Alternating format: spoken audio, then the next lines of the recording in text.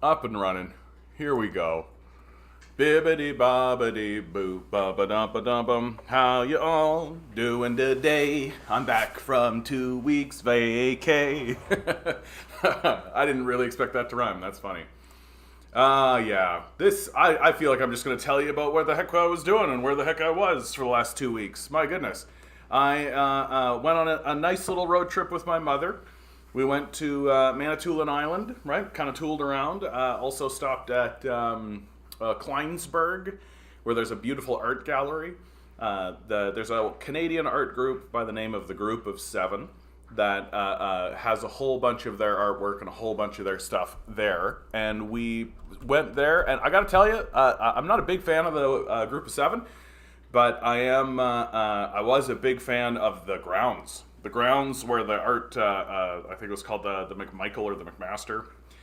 Doom to Bloom, good to see you. Led LC, Liga to Z, good to see you. It has been a minute. I am alive. Yeah, it has been a minute. You take a little bit of a vacation, and suddenly, I missed you guys. You know, I missed you guys. It's been a minute. It has been a minute, and it seems as though nothing's changed. Right? Nothing's changed. Everything's just as stupid. Everything's just as ridiculous. I feel like when I look out into the mediaverse, when I look out into the world, what I see is a bunch of people going, well, this can't be right. This can't be right. Things are too silly. We've got to do something about this. Everyone, let's do a letter writing campaign. And no one, so I'm seeing a lot of that. I'm seeing a lot of people who are finally being like, hold on a moment. But I'm not seeing people get to the actual realization, right? To the end point of what I consider to be that game. People are still in the bargaining phase of grief, right? That the stages of grief, right? What are they? Right? The first is denial. So that would be people like Jordan Peterson and Ben Shapiro, right? You're total denialists. The problem is you, right? The gaslighters. And there's enough people who are now grown up enough in their thinking and who are like older and did get the job and are in this position of just like, wait a minute, I did everything I was told to do, and the place is still a total shit show. Hey, Mystic, how you doing, bud? Good to see you, bud. And using depleted uranium shells will cause cancer to the population. Sure, right? Things are crazy. And so lots of people, I think, are getting out of the denialism phase, and a lot of people are in that phase of just like, yeah, wait a minute, shit's messed up. We should do something about this. And now, lots of people are in the bargaining phase. We can negotiate our way out of this, right? We can negotiate our way out of this. We can actually have conversation about this. We can just make a decision collectively through our political apparatus, right? All we need to do is advocate harder. Vote for the right person. Advocacy. Advocacy. Well, I'm here to tell you, and hopefully we'll get to acceptance faster. Right? And some people are in depression, right? That's why the suicide rate's out of their mind, right? Lots of people are in a state of anger. You just take a look at MAGA, right? You can see the anger. We need more people to get to that point of acceptance, right? And the point of acceptance is the true, clear realization that capitalism is a death cult. That it isn't capable you can't rationalize with it. You can't rationalize with the advocates of capital, that is over. That if you are still standing there wagging a little flag, a little capitalism flag, like a little flag that has a dollar bill on it or whatever, you are too far gone. It's way beyond the point now where people can be reasoned with. That we are getting to a point where the only thing that's left is to shut the system down completely. That is the only thing that anyone should be putting their effort toward. That if you are even if you are an advocate for things that are good, like things that are good, that like disability rights, right? Like things that no one could possibly argue against credibly, right? Well, now what we need to be doing is arguing for a full shutdown of the system completely. And that's where we get to that place of acceptance. That we have to accept that the political system is not going to respond to us. It's not going to respond to us. It's not capable of responding to us. Anyone who attempts to go into the system so that it does respond to us will be removed by the system itself. The system will not respond rationally. It will not respond for the benefit of the people. It can't. It's incapable of it. That the faster we accept that, the better off we'll be. And that the only thing that it will respond to is our abandonment of it. That is the last thing. That literally we are at a point where, like in ancient Athens, the working class would gather and leave the city. And that's what it's going to take for these people. That we are being ruled not by advocates and representatives and all this, but by a religious ideology. A religious ideology that I talk about all the time on this channel. I talk about all the time on this channel. Yeah, we got a fellow in here. I've started abandoning capitalism. Absolutely. Abandon capitalism. It has nothing to offer you. It has nothing to offer us except death. That's the thing to understand about capitalism. It has nothing to offer us except death. And that is what it will offer us. And the religious ideology of the capitalist is three-pronged, right? It is, number one, the worship of money. So money is holy. It is above everything. Breathing water, breathable air, drinkable water, right?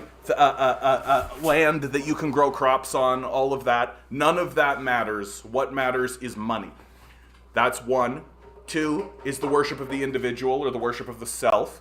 That forget about institutional power, right? Forget about these big giant court systems. Forget about the Federal Reserve. Forget about forget about the electoral system. Forget about the military. Forget about any of this kind of stuff. Forget about the churches. Forget about all this stuff. What matters is you. That you are the person who is capable of defeating all of those things by yourself. And in fact, you shouldn't be thinking of defeating those things. You should integrate yourself fully into those things, even as they actively work to betray and destroy you and your children and the future of humanity, right? So that's number two. Number one, worship of money. Worship two, worship of the self. Forget about your neighbors, right? Betray everybody around you for money, right?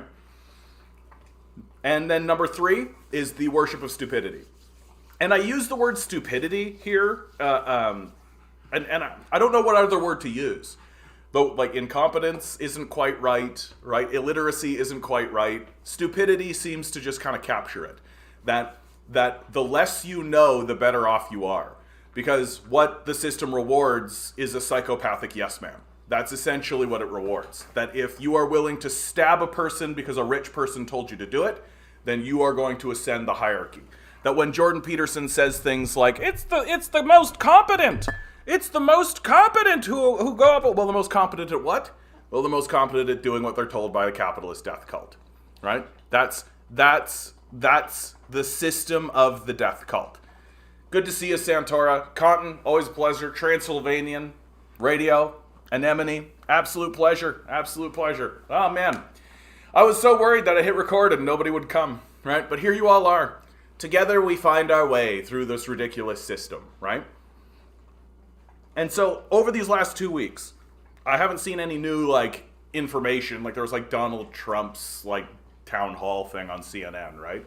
And all this kind of stuff. But, nothing critical, nothing crazy has happened. Somebody on my Discord, of course, did put this, right? This is an article from Better Dwelling.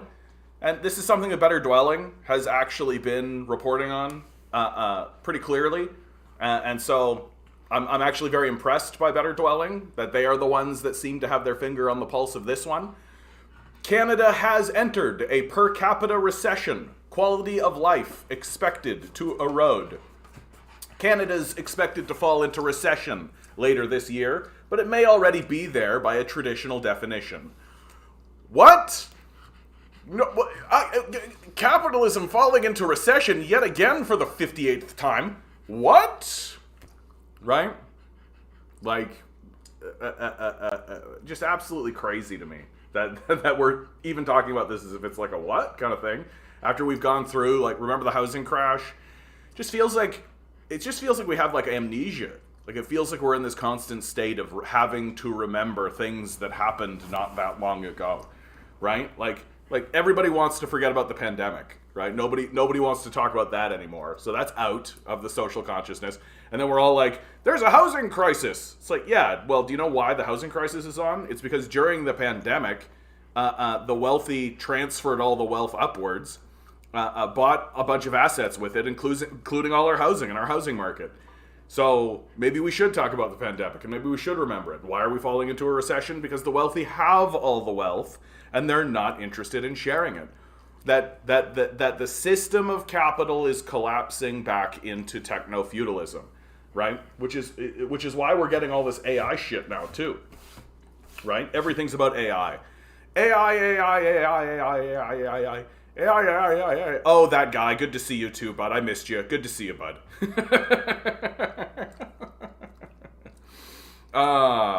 So Canada, expected to fall into a recession. Better Dwelling has been calling this for a long time. The OECD is saying that Canada is going to be the worst of the developed economies coming up, right? The classic, can you provide me of a socialist economy that has work? Like, the Chinese are eating our lunch, bud. I know that you think they're capitalist. That doesn't matter. Like, I know that you heard Ben Shapiro or Jordan Peterson say that, but capitalism, China is a capitalist economy. Really? That's why they're successful. That's dumb. Like, that's not a smart way of thinking about it, right? That China is eating our lunch. And it's eating our lunch by using Marxist and socialist principles.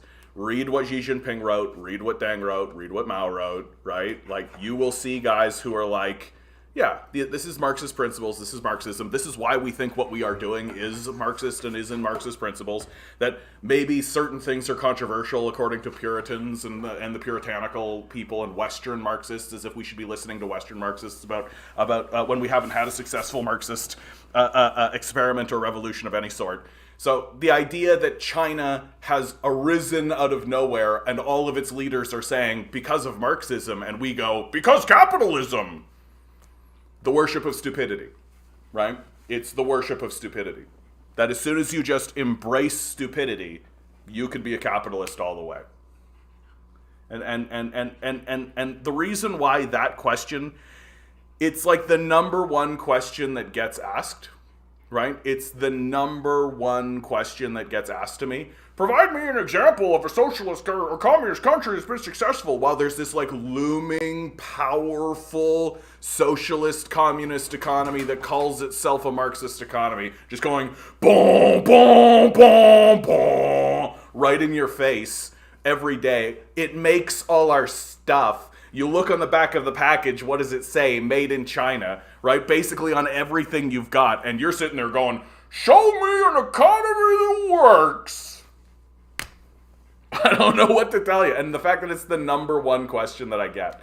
It's the number one question that I get, while this like obvious, massive, looming powerhouse that we are so terrified of that we're going to go to war with it and lose, by the way. like it just blows my brain away that I'm constantly in the state of being like, you see the giant economy that calls itself Marxist, right? Like, you see that, right?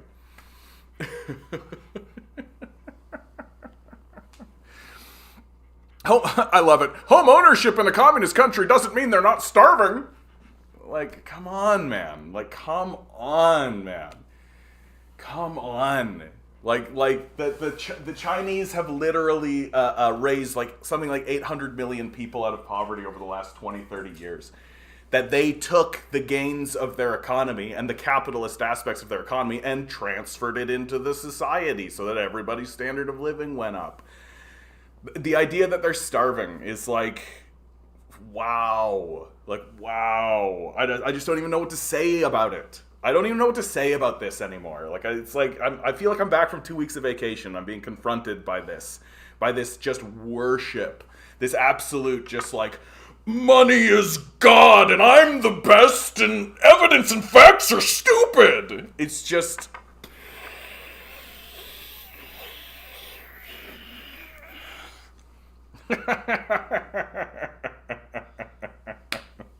Yeah.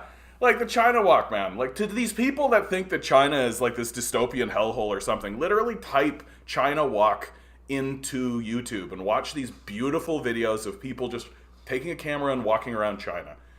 And I've even had somebody, because I did that with North Korea once, right? No, but Anemone, this is great. I did this with North Korea once, where you do a North Korea walk around video, and you can like see, here's their city, looks great, like everything's fine. And I literally had somebody try to tell me that that was North Korean propaganda. That taking a camera and walking around a city is propaganda. And they were like, you can't even prove that that's their city. It's like literally pictures of their leaders on the walls, guys dressed in their uniform. Like, I just think that people are like, and this is why. Like, I know I keep circling back to this, but I really do feel like this is the one, like, the worship of money is really obvious. You could just watch, like, The Wolf of Wall Street, and you're just like, yeah, this is a worship of money, right? This is worship, is what this is. And the worship of the individual, you don't really need to defend that hard, because there are, like, literally people like Peterson and Shapiro in the conversation. Like, these guys are worshiping the individual. They're obviously saying that there's history doesn't matter, and the institutional power doesn't matter, that it's me. It's all me. So it's just like the most selfish, banal bullshit. So you don't really need to defend it. It's right in front of your face. But the worship of stupidity is the one that I gotta keep coming back around on and keep just looping around, being like, are you sure that you're not just like worshiping stupidity, right? Yeah, and Liga de Z, of course, who's always on point with this, just say you hate Chinese people and wish they don't exist, right? Like, there you go. There you go. There is that aspect of it, right? That, like, but there just comes a point where I do gotta say it. Like, like, for example, communism only works if one has infinite resources, so far as I know, but even then. While literally that's why the system of capital in its current structure is failing. Like our system is based on an idea of infinite growth. We are sitting here saying that we can grow infinitely in a planet that has finite resources. And then people turn around and say, but communism only works if you have infinite resources, so... Meanwhile, there's just like this powerhouse economy, like right in front of your face, that's actually working and actually doing things. Like people outside of America say that what's happened in China is an economic miracle. That's how they describe it. No. You don't know that North Korea is thriving. We do, though. Like, we do. Marxists do. You don't. That's the difference, bud. Like, for real. Type in North Korea walk. Stop listening to dumb hack propagandists that Joe Rogan has on. Stop listening to the CIA. Stop listening to these people and actually, like, type in to your YouTube search North Korea walk around video and watch some videos of people walking around, and you're just going to be like, oh yeah, this place is fine. Like, this place is fine. Everyone seems to be doing fine, right? If you type in like Philadelphia walk around video into YouTube, you know what you're going to get? You're going to get a lot of high people on fentanyl living in tents. That's what you're going to get, right? Show me the big mass camps of people on fentanyl living in camps in North Korea, bud, right? What, you can't even have a cell phone. Oh, cell phone. Oh no, you can't have a cell phone. You know what else you don't get? People just high on fentanyl living in tents, abandoned to the streets. That's what you don't get. Like, I know, buddy. I know, my man. I know. I'm with you. I got a little pug. He'll come around eventually. Hey, buddy, why don't you come over here? Hey, bud, I got some treats for you. Like, yeah, Joe Rogan is a pipeline to the right wing, for sure.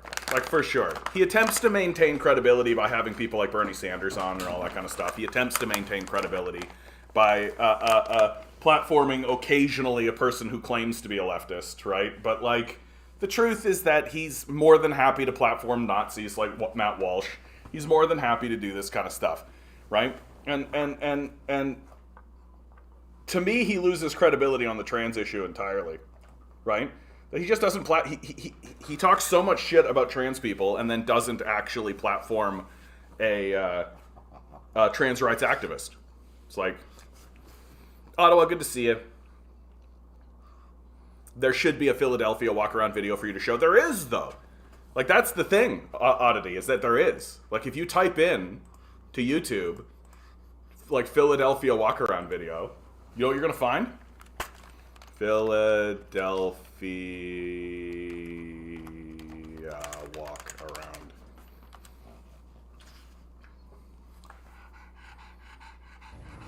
Like, this is what you're going to find.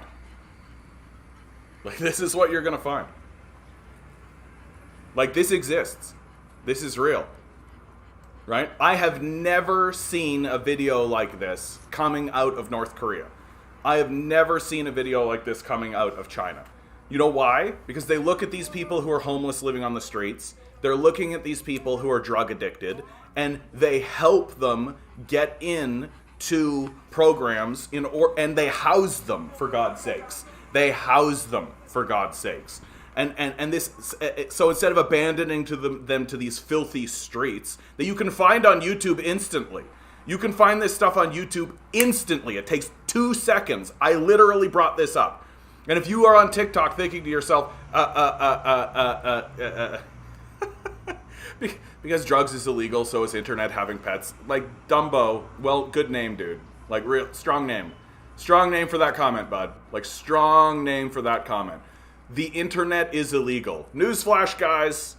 Newsflash. The Western internet has been banned for obvious reasons because it's loaded with fascists and has gone crazy.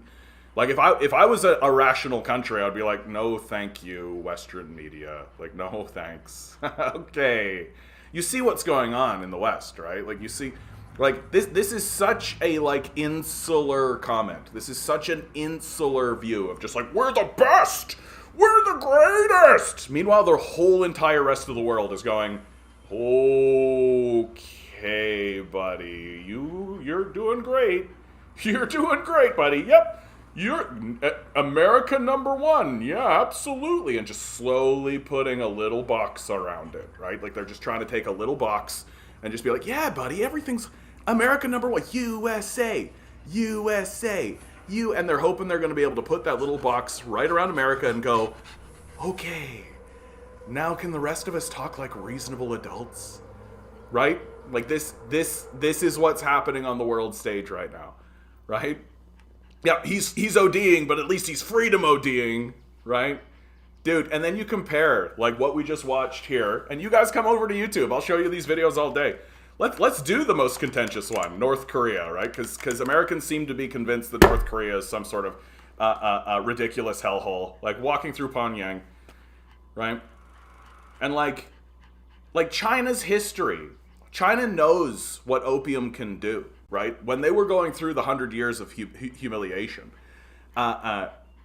opium was used as a tool to control.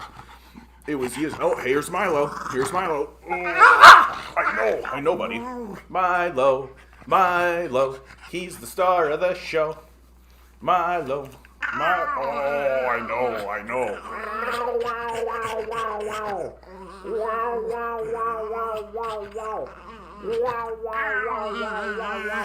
Well, and people in the chat here on YouTube are saying, like, it looks, the Philadelphia looks like scenes from the Depression, right? And, like, it is already the Depression version 2.0 for tons of people. Hasn't really even started yet. Like, there will come a point in America where it will just be too obvious that even the wealthy, even the people in the top 20 to 10% of wealth holders, will simply no longer be able to ignore it. It just won't be ignorable. But that usually only happens after the wealthy respond through mass violence. That's the method. That they can't simply look at it and go, something has to be done. Let's fund programs. Let's get drugs off the streets. Let's do any of this kind of stuff. It's pretty much exactly the opposite. That the response is just flood the streets with cops. And then when that backfires, because it always will, because cops are fascist by nature, then they begin to actually consider the idea that, like, yeah, maybe we should actually care about people. Yeah, they never talk about the failure of capitalism in Africa, South Asia. Yeah. Like, the only thing that is currently keeping the system of capital alive in the imperial core is that the dollar has yet to devalue, and also the strength of the military-industrial complex. Like, the collapse into this fascist system, like this is something, like, I feel like I'm like the guy like wearing the sign that says the end is nigh, right? Like, we are heading towards a collapse. We are heading towards a collapse into fascism that is going to make World War II look like baby's first strike at at fascism. Like, the military, like, I think the path forward for America is a breakup, that America is going to start breaking up, and that the military will attempt to maintain control, will attempt to maintain control through force. Like, that's all. Like, and the idea that it can't happen here, guys, of course it can happen here. It's happened every single time. It happens all the time in history, where you have like a democratic structure, some kind of ruling class structure, and then eventually the military takes it over, right? It happened in Japan. Who do you think the samurai were, right? It happened in Rome. Julius Caesar literally marched into Rome and took it over. It happened in Germany. It's happening today. Like, the military is going to take this place over. Like, what do you think we're talking about when we're talking about the military-industrial complex? And the fact of the matter, in my view and in my perspective, is that they're just letting us bicker. That the military is essentially running the place, and they're just allowing the populace to bicker amongst themselves because the populace still believes that the electoral system has authority, when it really doesn't. Like, it really doesn't. Like, and if the people were to actually gather in any kind of meaningful way to elect a leader of any sort or stripe that could challenge the military-industrial complex, then they would just do away with it, right? Then they would just do away with it. They would just be like, okay, this is over. We don't need to be part of this anymore, right? That the illusion of governance through the electoral system only currently exists because it's useful, right? Because it's useful, and that's it. And that's why I really say, I love this. We have to address this, Dorian, because this is like the most ridiculous. It's always the low testosterone beta males that think these things. Like, this is a self-report, my man. Like, that is about as unintelligent a thing as a person can say. Like, that's a pretty big projection. Pretty big projection. You might want to turn that back on yourself and think that one through for yourself, right? Just how, like, the people who are the most homophobic often end up to be gay, right? Yeah, we got a Tate fanboy. Yeah, exactly. Sex trafficking is fine as long as you get a Bugatti. Right? Cue the robot dogs. Yeah, no kidding. No kidding. So, Cotton says, honestly, the future of the West is containment, and I think that's why you have the GOP being so logically fascistic, because the GOP knows the globalizing colonial project is falling apart. Yeah, I mean, I think that the ruling class generally knows that it's falling apart. But corporate America is essentially following here's the difference between the Democrats and the Republicans, as far as I'm concerned, is that the Democrats are attempting to control the descent. They're attempting to control the decline, right? That corporate America knows that its strategy moving forward is abandonment. That they are going to abandon America, right? So Walmarts will close down, Amazons will close down, Home Depots will close down. The military will likely take these places over, right? Because they're good distribution chain networks and things like this. That the system of capital will extract as much as it can out of the populace, and then they'll just abandon it and move to their islands and go wherever they want, and then continue this project of extraction and abandonment wherever they can in the world, because these corporatists have no allegiance. Like, they don't care about America. They don't care about America. The idea that people like Bill Gates give a shit about America is adorable. Like, it's a quaint idea. And they are abandoning America as fast as they possibly can. And so the Democrats exist in order to facilitate that, to facilitate this decline downward, right? The GOP, on the other hand, exists to cling on to America and keep power in America, right? That to me is the true tension point between those two parties, is that the Democrats are actually facilitating the detachment, whereas the Republicans are attempting to pull it back down into America. And it's going to tear the country apart. It's essentially the classic internationalist versus nationalist view, and it does tear the country apart completely. And because both sides are essentially saying it's totally fine that corporations and wealthy people exist and that they have the power. The question is, where do they put that power? That the power should live in America. That it's okay for the power to be shipped overseas, right? That the populist nationalist view of the GOP is basically to continue maintaining the global colonial project, as if such a thing can be maintained. Like, the rest of the world has gotten too powerful, and the rest of the world is onto the game. And in our lifetimes, I think the thing that's going to shock everybody in a very short amount of period of time is that African nations are looking at China. African nations are looking at China and going, we want that. We want what happened. What happened there is a miracle. It is an obvious miracle. To describe it any other way is batshit, and we want it for ourselves. And so they're all pivoting towards China as fast as they possibly can. China is helping them build infrastructure. And so we're looking at the possibility of, within our lifetimes, quite seriously, in a very short amount of time, a rising power out of Africa. That it is completely possible that the African nations begin to ally and begin to federate with one another, and they begin to ascend and create an economic powerhouse while simultaneously turning away from American power and turning away from the Nazis on the world stage, which is the Americans without a doubt. And I think that's going to scare the hell out of everybody. I think out of the Americans, right? That America has a long history of treating black people poorly. It's embedded into their culture and into their institutions. And suddenly there's going to be this big powerhouse country full of black people. It's going to terrify them. And the American response to all of these changes on the world stage is going to be, because it's always been, war, right? It can't communicate any other way. It can't communicate any other way.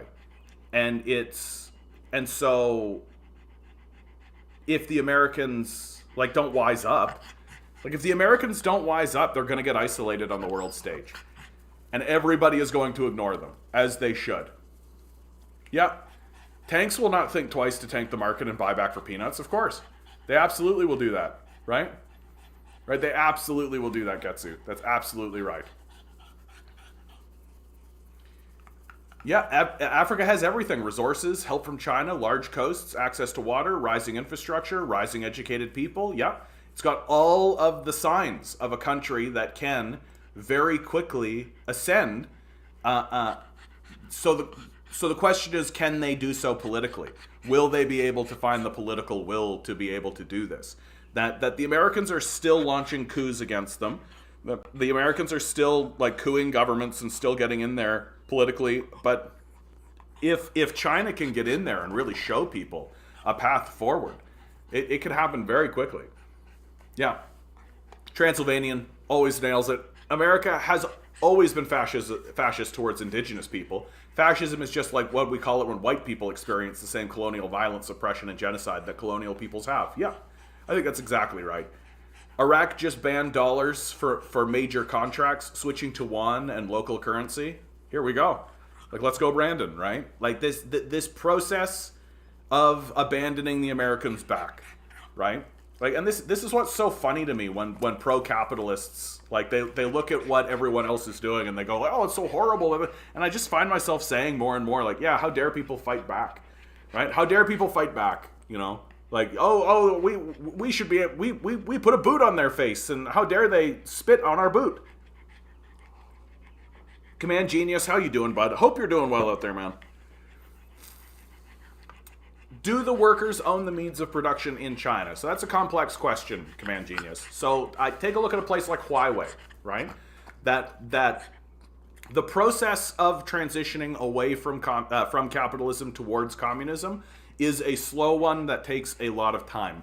And that the writers of communism and the people who have attempted the communist project all essentially say that what needs to happen first is a period of state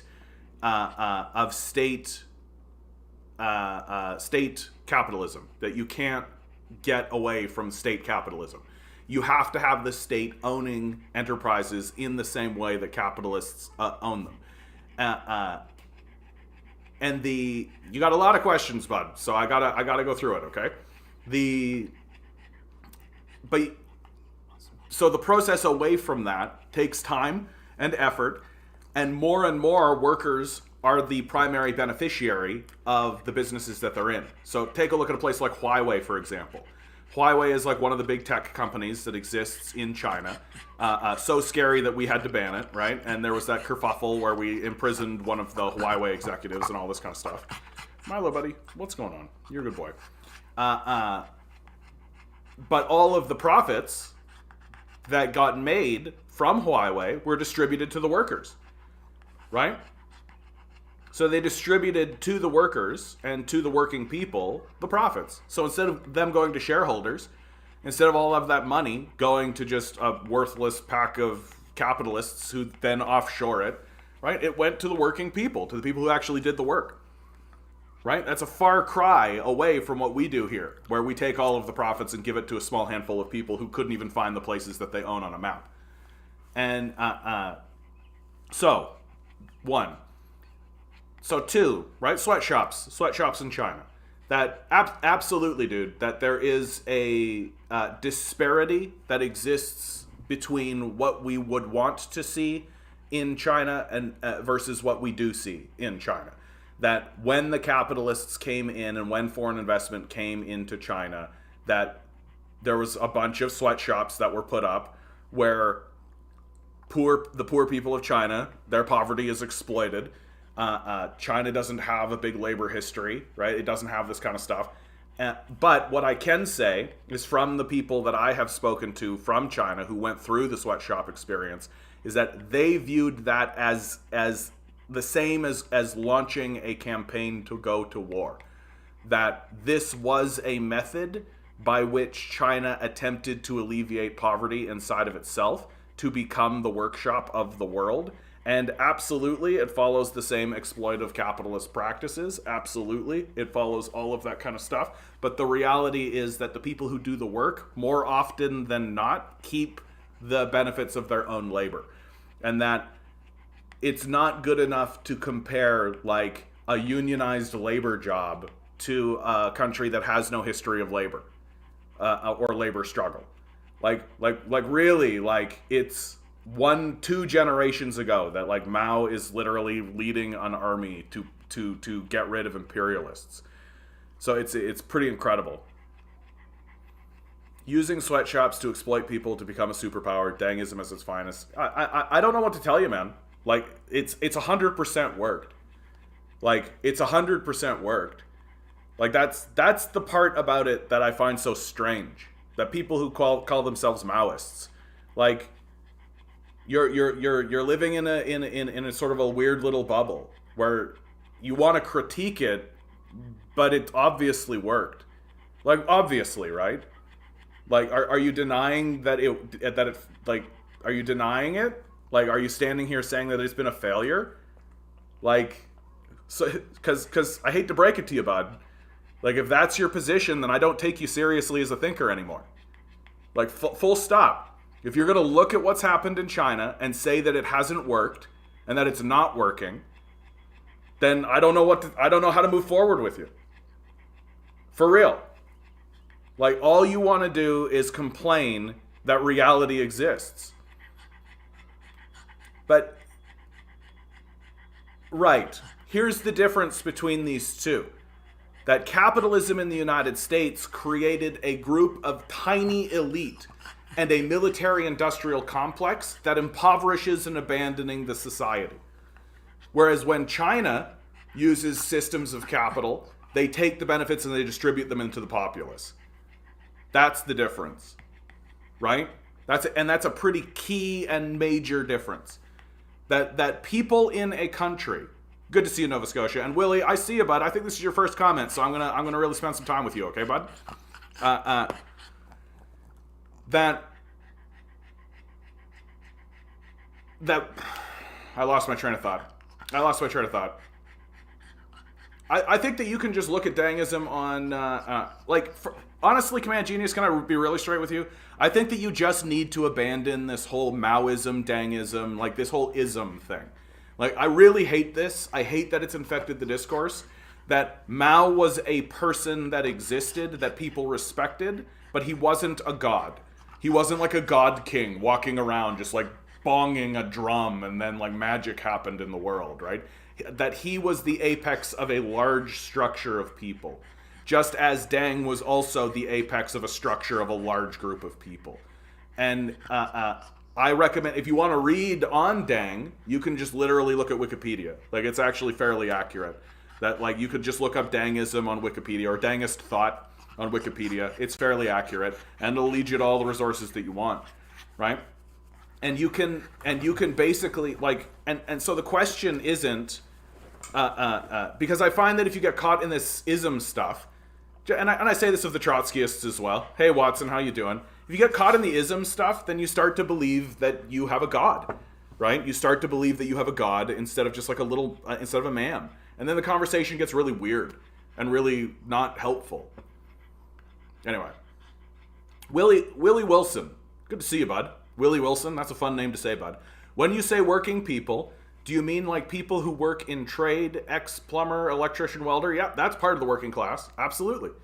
That the definition of the proletariat, or the working class, if you like, are people who do the work, right? And if you don't do any work and you just own the means of production, then you're a capitalist. And one of the defining features of capitalists of a capitalist is that they are worthless and they provide no value to anything. Our god kings ride penis-shaped rockets into space. That's right. Like, this is kind of the point that I'm making, is that, like, in China, when they do things that are slightly controversial, the end point is, oh, everybody gets more food and places to live and everybody gets more wealth. So it was difficult, and yeah, it was a bit questionable, but in the end, there's less poverty, and everything seems to be going better, right? So but for us, when we do it, everybody's poorer, everyone has a worse quality of life, except that one guy that gets to shoot a rocket into space, right? So it's not about, like, how difficult was the job or how difficult was the situation. It's about, did things improve? What was the point of it? Did you make things better for your children? Did you make things better for the future? Did you make things better for your society institutionally going into the future? Or are we all just funneling money into a dead experiment to shoot rockets at space? It looks like we're shooting rockets at space, right? Yeah, I'm with you on that, Getsu. Isms harbor echo chambers. I tend to believe that. Like, no man is infallible. No man is infallible. And I often find that a lot of the isms tend to get caught in time.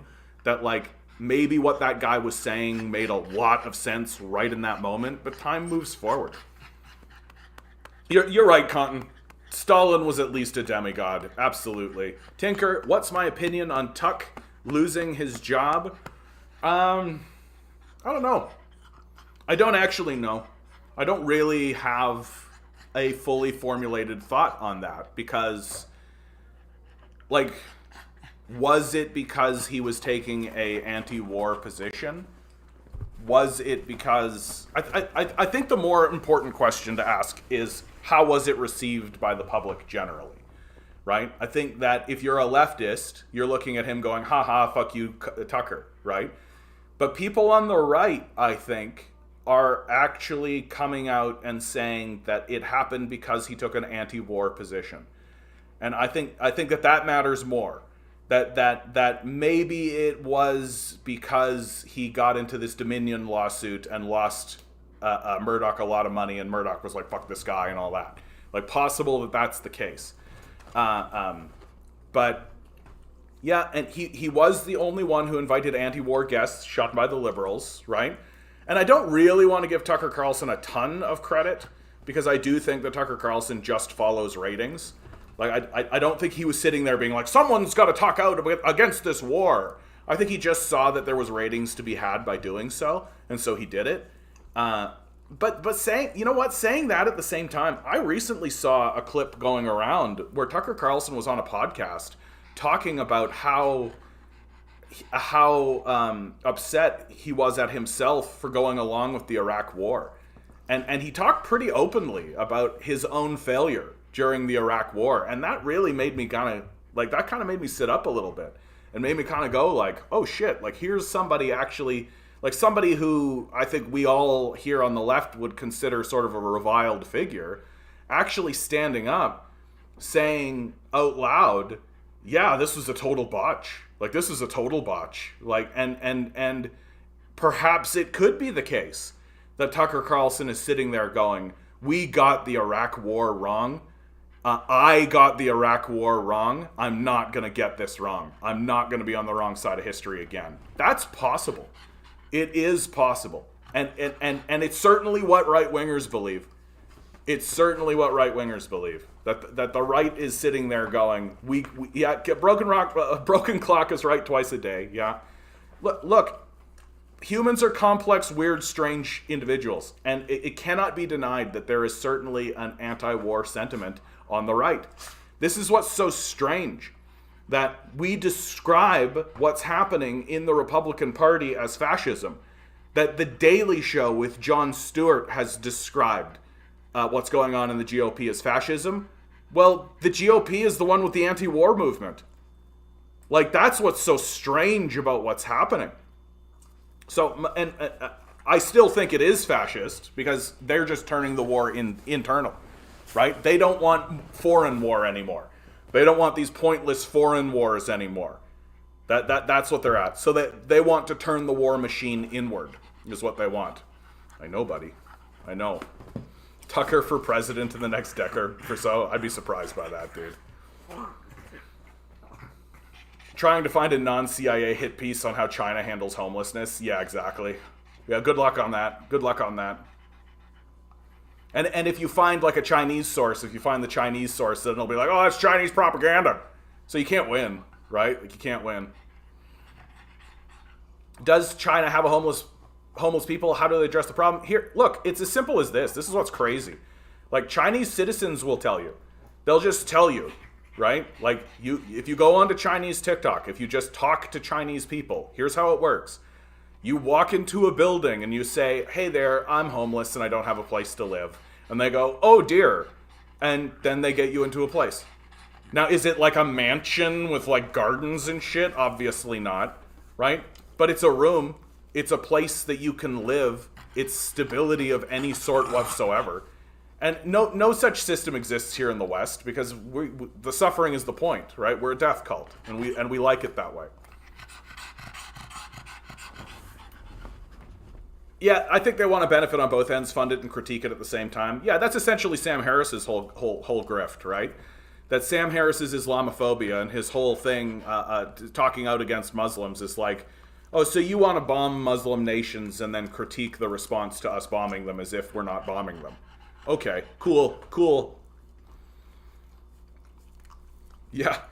No, they're paid actors. If they speak out, they would die. Yeah, a billion paid actors. So if AI in the future decides to wipe out humans in order to save Earth from climate change or nuclear apocalypse, am I in favor of that?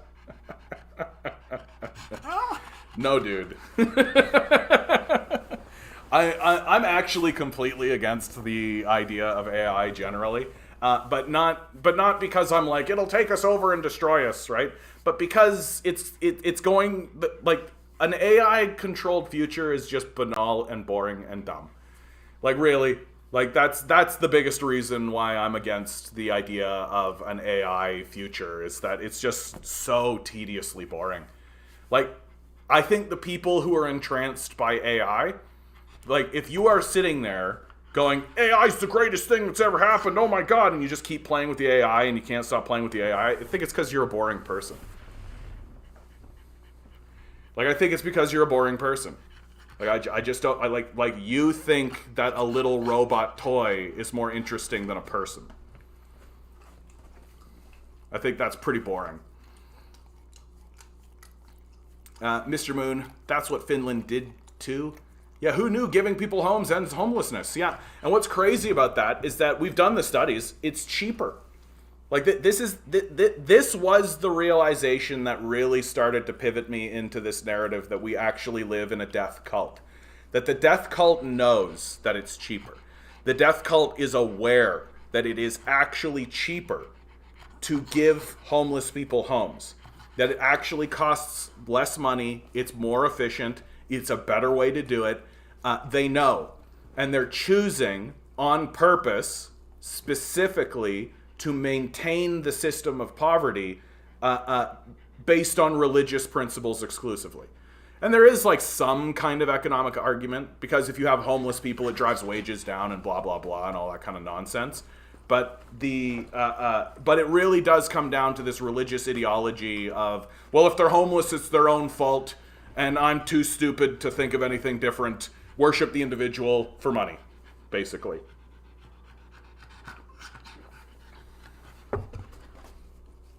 Like, all the evidence is on the table. We have seen it full scale, 100%, that if you were sitting there going, I don't want to cure homelessness because who's going to pay for it? And I don't want my wages to well, it's cheaper.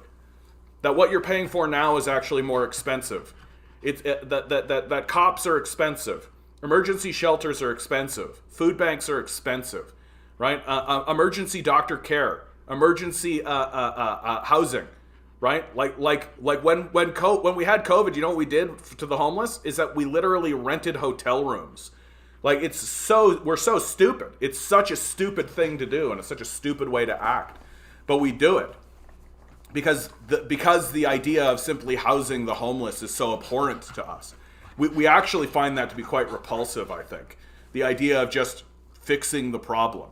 And then at the bottom line, right, if you're just sitting there being like, I want money for me and I don't care about anything else. Well, if you want money for you and you don't care about anything else, then you should give people houses.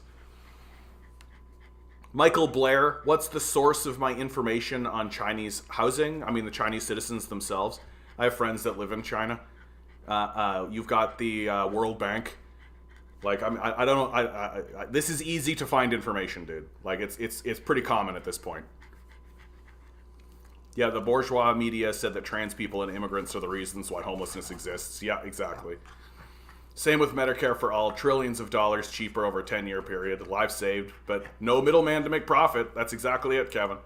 That's exactly it. You can't make a whole bunch of money, right? If you actually make it a system that's efficient.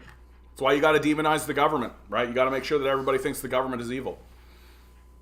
And if federal workers get a 10-cent pay increase, it's got to be a big deal, and you got to pit the working class against each other, right? You got to convince construction workers and plumbers that if public care workers get a 5-cent increase in their wages, that it's somehow bad, right? Like that's the way it works here in the death cult. Yeah, economic efficiency under capitalism is a lie. Yeah, exactly. Well, I mean, and here's another example of the death cult, right? Like the Biden administration gave like $160 billion. So like $160 billion. It just gives to, it creates a climate change bill. $160 billion. And we're all supposed to go, whoa, $160 billion. Oh my goodness. As if all of that money isn't just going to get pocketed by business interests in the first place. As if Bill Gates isn't just going to hoover that money out and shit out a product that doesn't work, right? We spent, and then literally like that same year, we spent $200 billion, so more money, to bail out a bank that failed because it made shitty bets on crypto, right? Like this is who we are. This is what we're doing. That we actually are spending more money bailing rich people out of their shitty gambling addiction than we are to try to save human life, to try to move against this system of climate change that is going to destroy us, right? And like, everybody's like ringing a bell about it. Like, oh, Biden administration, like it's a joke. It's tokenism. It's a total farce. And in my view, just evidence of a death cult. Evidence that the cult is fully aware that what it's doing is destroying itself and destroying the citizenry, and that the adherents of it don't care, right? They just don't care. They've got this extreme nihilist worldview, and no one is more nihilist than the theocratic fascists. Right? Christians is what they call themselves. But the theocratic fascists literally get in groups together in buildings and sing songs about how this place sucks and it'll be better when we're dead. Like, red alert, big alarm, if you ask me. Big alarm, if you're asking me. Yeah. I know, buddy. Hi. I'm talking, and Milo is like, oh man, he's talking. He's got to be talking to me. You're a good boy, Milo. You're a good boy. Yes, I know. All you want to do is lick. All you want to do is lick. A dog's life, eh? A dog's life. What a beautiful life it would be to be a dog. I know. I know. Being a dog is the best. All you want is treats and pets and scratches and love. And if nobody's giving you any of those things, you just sit there and look adorable and whine, and then you get them. Because you're a sweet, cute little dog. Yes, you are. You're a sweet, cute little dog. Oh my goodness. You guys seeing the thing I gotta put up with here? You guys seeing this? Here, I'm gonna make this more obvious for the people on TikTok. Oh, I know. Oh, I know. Oh, I know. Since Reagan joined with Falwell, yeah. Yeah, right. Communism doesn't work either. Yeah, except all the times it definitely did. Like, except all the times it definitely did, and is currently still doing. like that's the whole thing about this, like, communism doesn't work narrative, is that it's literally like taking over. Like China is a country that calls itself socialist with Chinese characteristics, run by a communist party that says that it is ruling based on Marxist principles, and we're over here saying that communism doesn't work. I just don't know how to talk about this anymore with you guys. Like, I just don't know what to say anymore. That we are going into a collapse and a decline, and the ascending powers on the world stage are calling themselves Marxist.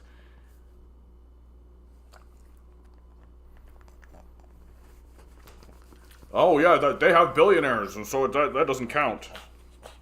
Like, if you don't know the history of China, just say it, dude. China is gone in a decade.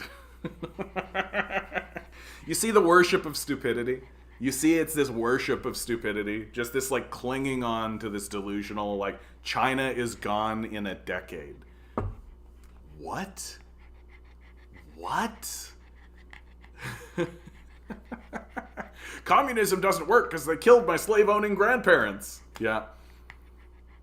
Yeah, exactly. Communism doesn't work. That's why after World War II, we spent billions bombing and cooing communist projects around the world. Because they don't work. Yeah.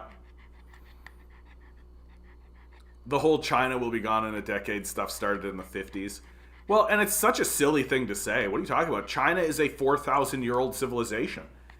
Like, China will be gone in a decade. What are you talking about? It's just an embarrassing thing to say, especially as the country is going into the decline that it's going into. Like, again, I circle back, right? Here in Canada, we're entering a recession. So it's like, I almost decided to do a late night version of the Canadian Comedy Show because John was gone for 2 weeks. Oh, well. There's a meme I saw that full moments where people say shit like China will be gone tomorrow. Yeah. Like, it is delusional. Like, it is just like total, it's just coping. It's just total delusion. It's just complete denial. That, like, obviously China is ascending. And the idea that China is going to stop ascending or cease doing what it's doing, like, what's going to stop it? Like, what's going to actually stop it? Right?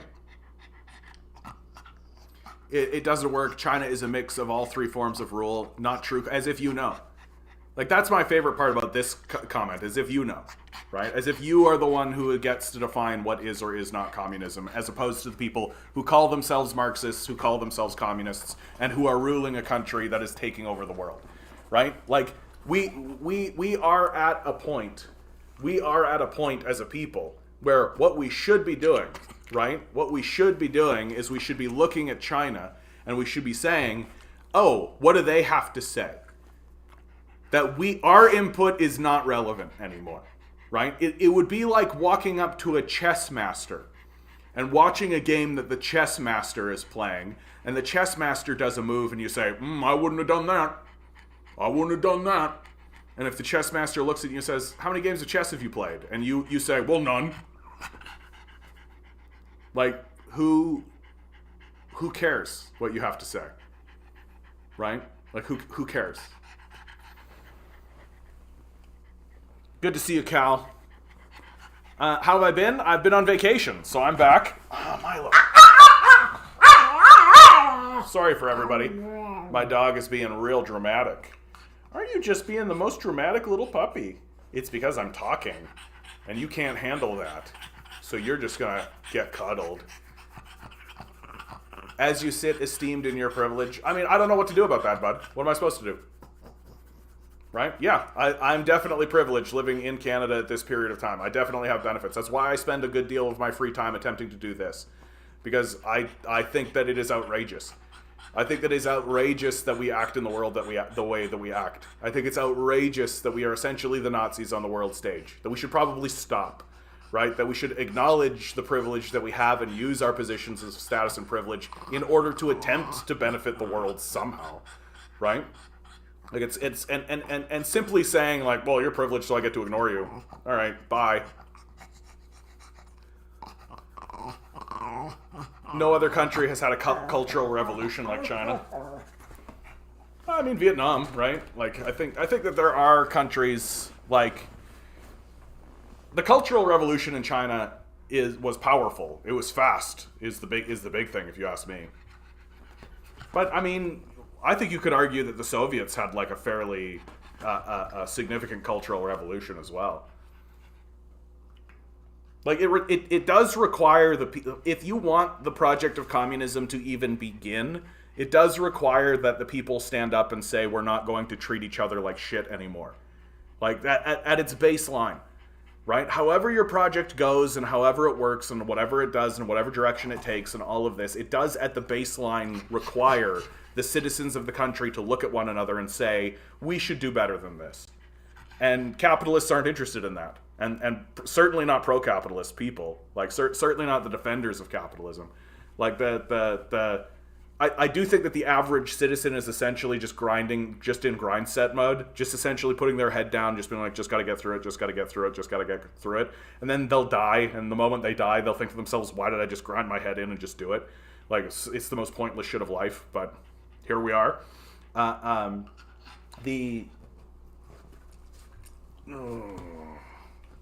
And so if you want your communist project to actually succeed, if you want people to actually come together, then it requires a culture of people saying, poverty shouldn't exist. Like, what are you talking about? Right? And people who are not willing to just grind set their way through life. People who are willing to actually stand up and say, we should collectively come together and insist that things are better than this. And if things do not improve, we will just simply stop participating. That cessation of our participation is the only thing that the system will respond to any longer. Because it can't be rationalized with. Like, it can't be reasoned with. Tinker, I think we should all hold hands, embrace, and just accept terminal annihilation by a more advanced AI in the future. I personally am looking forward to a Skynet. Let's go. I just think it's going to be more banal than you think it's going to be. Like, it's not going to be exciting. That's the thing that I think people are really fooling themselves about with this AI stuff. That it seems entrancing and it seems interesting and it seems this because it's shiny and new. That's all it is. It's just shiny and new. And so it's giving us like shiny new toys. But the AI is going to be very boring. That I think is the death knell of AI, generally speaking, is that it's only really going to be interesting to people who are uninteresting. And to people who are interesting, it's going to be like the death knell of civilization. And it will always shit out just samey looking, banal nonsense that at first we might be like, ooh, because it's new, right? But then it'll just kind of keep doing that. And it'll just kind of stay in that kind of thing. And so there'll be like a genre of AI, right? But that won't prevent it from being extraordinarily disruptive. Like, here's something I found. My friend who works for a company selling audiobooks just told me that their boss is replacing almost all their voice actors with AI software that costs them $20 a month. If lawmakers don't regulate this tech immediately, the damage to entire industries will be immeasurable. Like, I can't begin to tell you how that this is only a problem given the model of capitalism, right? And I have done audiobook recordings, right? I have done audiobook recordings. Like, so, and I'm sitting here saying, like, yeah, this is great. If the AI software takes it over, that's fine. But the problem is that it throws everybody out of work. And we've tied our entire idea into, the entire idea of our culture is work or die, basically. And say it's just silly.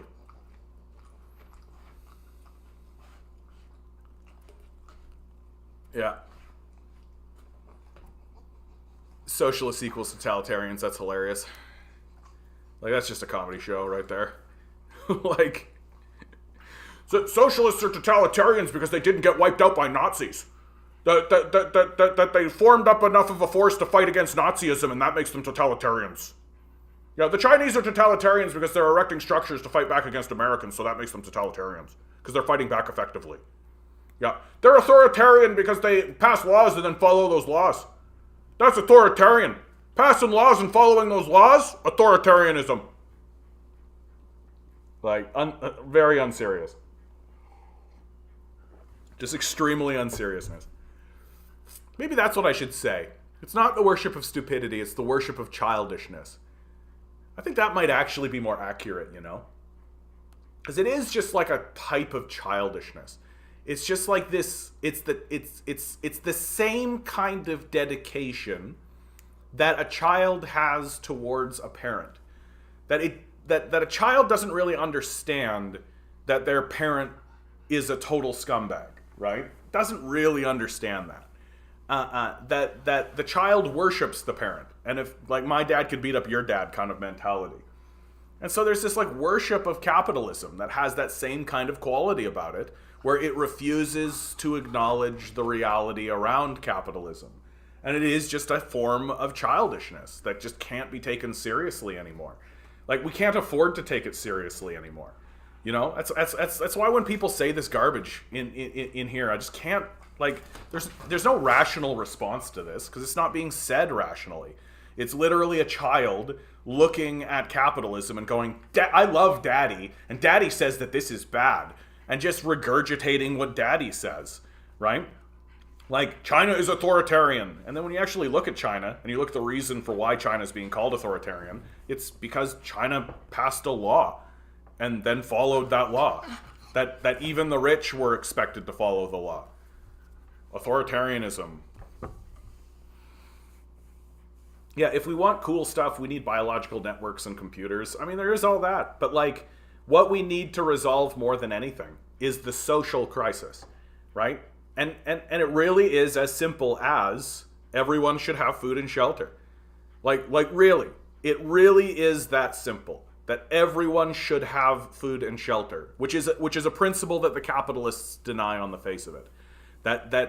Not everyone should have food and shelter under capitalism logic and under capitalist logic, right? That food and shelter should be withheld from the populace in exchange for labor. That's the principle of capitalism, and it's something that none of the capitalist defenders can actually confront, because they know that it's fundamentally true, and they also know that it's fundamentally evil. They understand it. Like, they understand that they believe that not everybody deserves food and shelter.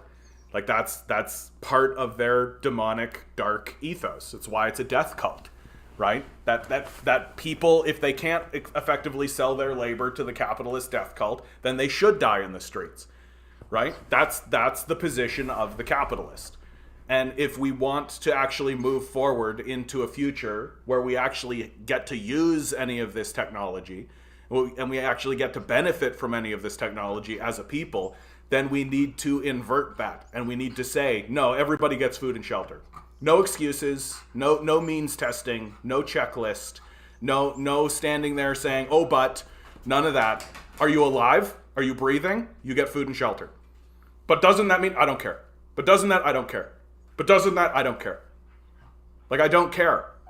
Stop making excuses to try to make other people suffer.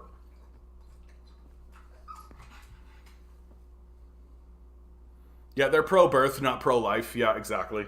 Well, because ultimately they're pro-slavery, right? Like, ultimately that's what it is. They need slaves. They need slaves. And so you need poor, desperate people. You need to force poor, desperate people to give birth to poor, desperate babies so that you can enslave them. Like, that's the whole idea. That's the whole idea.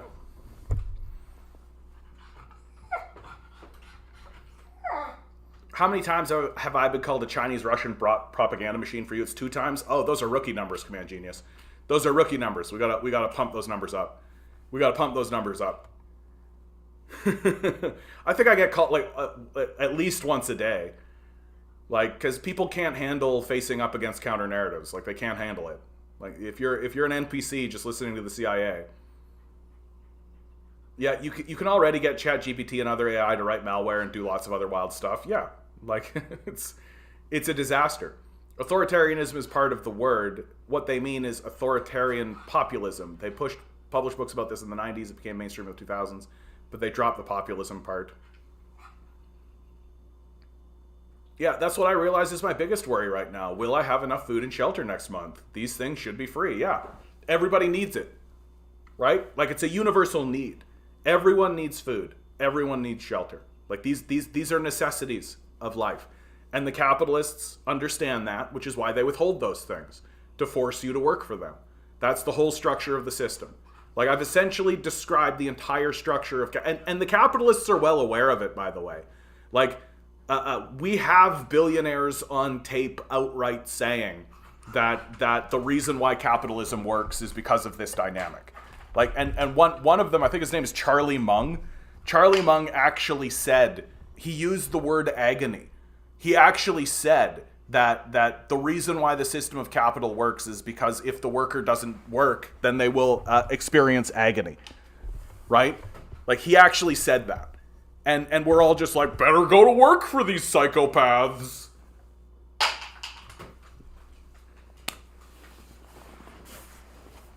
If you made those 2 things free, the stress taken off people would change the world so much alone. Yeah.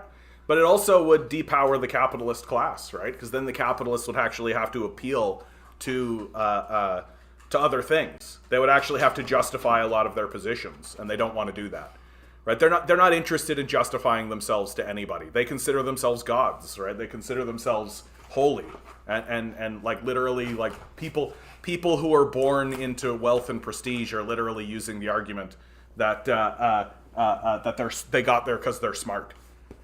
You know, like, these people are demented, and so they don't want to lose any of their power, right? Authoritarian populism means the government follows what the people want and thus are popular. The capitalists hate this and want to destroy it. Yeah, I think that's right. Jade, good to see you. Yeah, the next A-bomb type massacre before the world realizes its implications. I mean, I don't even think at this point, like, an A-bomb type situation would even work. Like, I really do think Westerners are too far gone. Like, I really, really do think, like, that we are too far gone as a people. Like, what we are doing is a death cult, and we've committed. Like, we're ride or die with the death cult. And so the death is what's going to come. That you might start to see pockets. Like, this is why my big recommendation for everybody is that we've got to start organizing locally. Like, it isn't simply enough to listen to this show. It's simply not enough to tune in here, right? I understand that there's some kind of catharsis that we're all getting from this. I understand that there is some kind of intellectual or psychological or spiritual sort of relief that happens by coming together and doing that. But if we want to get really serious, it's about saying hello to your neighbors and organizing locally. Because what I think is going to happen is that local groups will begin to arise, that will begin to form socialism or communism within small local areas as the federal system begins to balkanize and lose its credibility. That's what I expect is going to actually happen. And maybe a large-scale massacre type event will galvanize people in that direction, but I don't think it's going to stop the capitalists. Like, I think the capitalists and the people who are pro-capitalists are too far gone. Like we are dealing with, like, a psychopathic death cult. And it's not suddenly going to go, oh my goodness, I have to actually care about people. Like, it's not going to happen. These people have lost their mind. Mesh, good to see you. Global capitalism has created multiple simultaneous social crises, same time at the expense of all the lower classes and other lower class group populations. Yeah, we need a shared future for all humanity, absolutely. Hashtag Skynet let's go equals Earth will be saved from humans. That's hilarious. I mean, AI robo-dogs will kill enough people, it'll be a disaster, possibly, hopefully not. Yeah, like, I actually think that, like, this is, that the attempt to introduce stuff like robot dogs and robots kind of shows you how detached the ruling class actually is. I think that these robots are going to get destroyed. Like, I don't think that they're going to last a fucking day, you know? Like you're certainly not going to be able to put a robot on the street by itself. Like, the populace will destroy it. For a little while here in Toronto, there was this company that was attempting to do, like, robot delivery, that if you were within a certain area, that they would just send, like, a little robot that was basically just like a box with your stuff in it. Lasted a couple of weeks before it was just like, yeah, people fucking steal these things or they destroy them, right? And I gotta tell you, I'm sitting here being like, and, like, what did you think was gonna happen? Like, I don't have a problem with this. Like, I don't actually have a problem with it. Like, fuck your dumb little robots. People are homeless in the streets. People are homeless in the streets. The food bank usage has skyrocketed, right? There's something like 200,000 food bank visits in like this city alone last month, right? And you're talking about putting a robot delivery person on the street. Like, GTFO. Bye-bye. Like, go away. Get out of here with this. Right? Yeah, destroying the robots is funny. Yeah, I absolutely think so. I'm so looking forward to when they actually deploy some of these robot dogs and then they get destroyed, and then someone like Ben Shapiro is like, this is just evidence that the populace can't be reasoned with. That these people are degenerates and we need to go after them. Right? It's like, yeah, how dare people not want their society to be taken over by freaking robots, man? Like, how dare people actually want... Yeah, ACAB includes robot dogs. Exactly, Spoozy. Exactly. Like, how dare people not want their society to just be completely taken over and overwhelmed by robots? Robots owned by capitalists, no less. Right? Robots owned by capitalists, no less. John, they cannot destroy advanced robotic terminators armed to the teeth with guns and grenades, at least not easily. These terminators will have access to armed drones. Oh yeah, you're talking about like a more advanced sort of dystopic future, right? Like you're talking about like, so in like 5 years, like they're not going to introduce it that way. They're going to try to trickle it in. That's what they're going to try to do.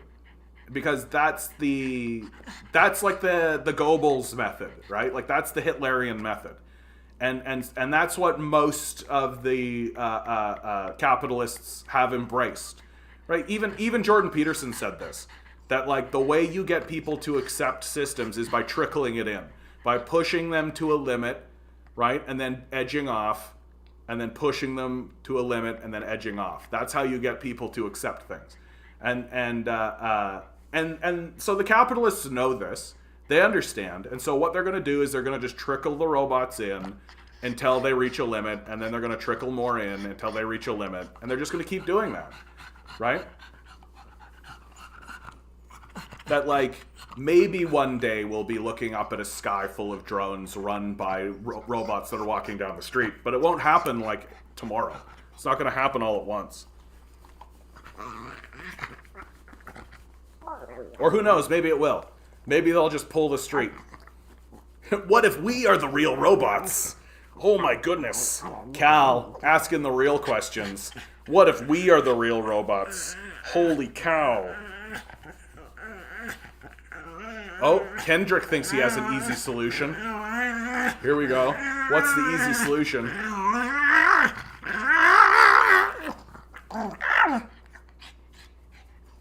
This guy. Have you looked outside? Do most people seem reasonable and smart to you? This is what's interesting, is that most people are individually reasonable and smart. Most people individually are reasonable and smart, individually, by themselves, as a unit. You can rationalize with an individual. It's groups, right? It's groups. That when we get into these large organizational groups, we seem to really struggle, right? We really seem to struggle. I know,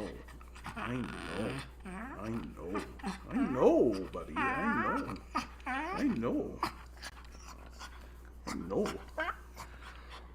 Don't forget CCTV cameras. Yeah, absolutely.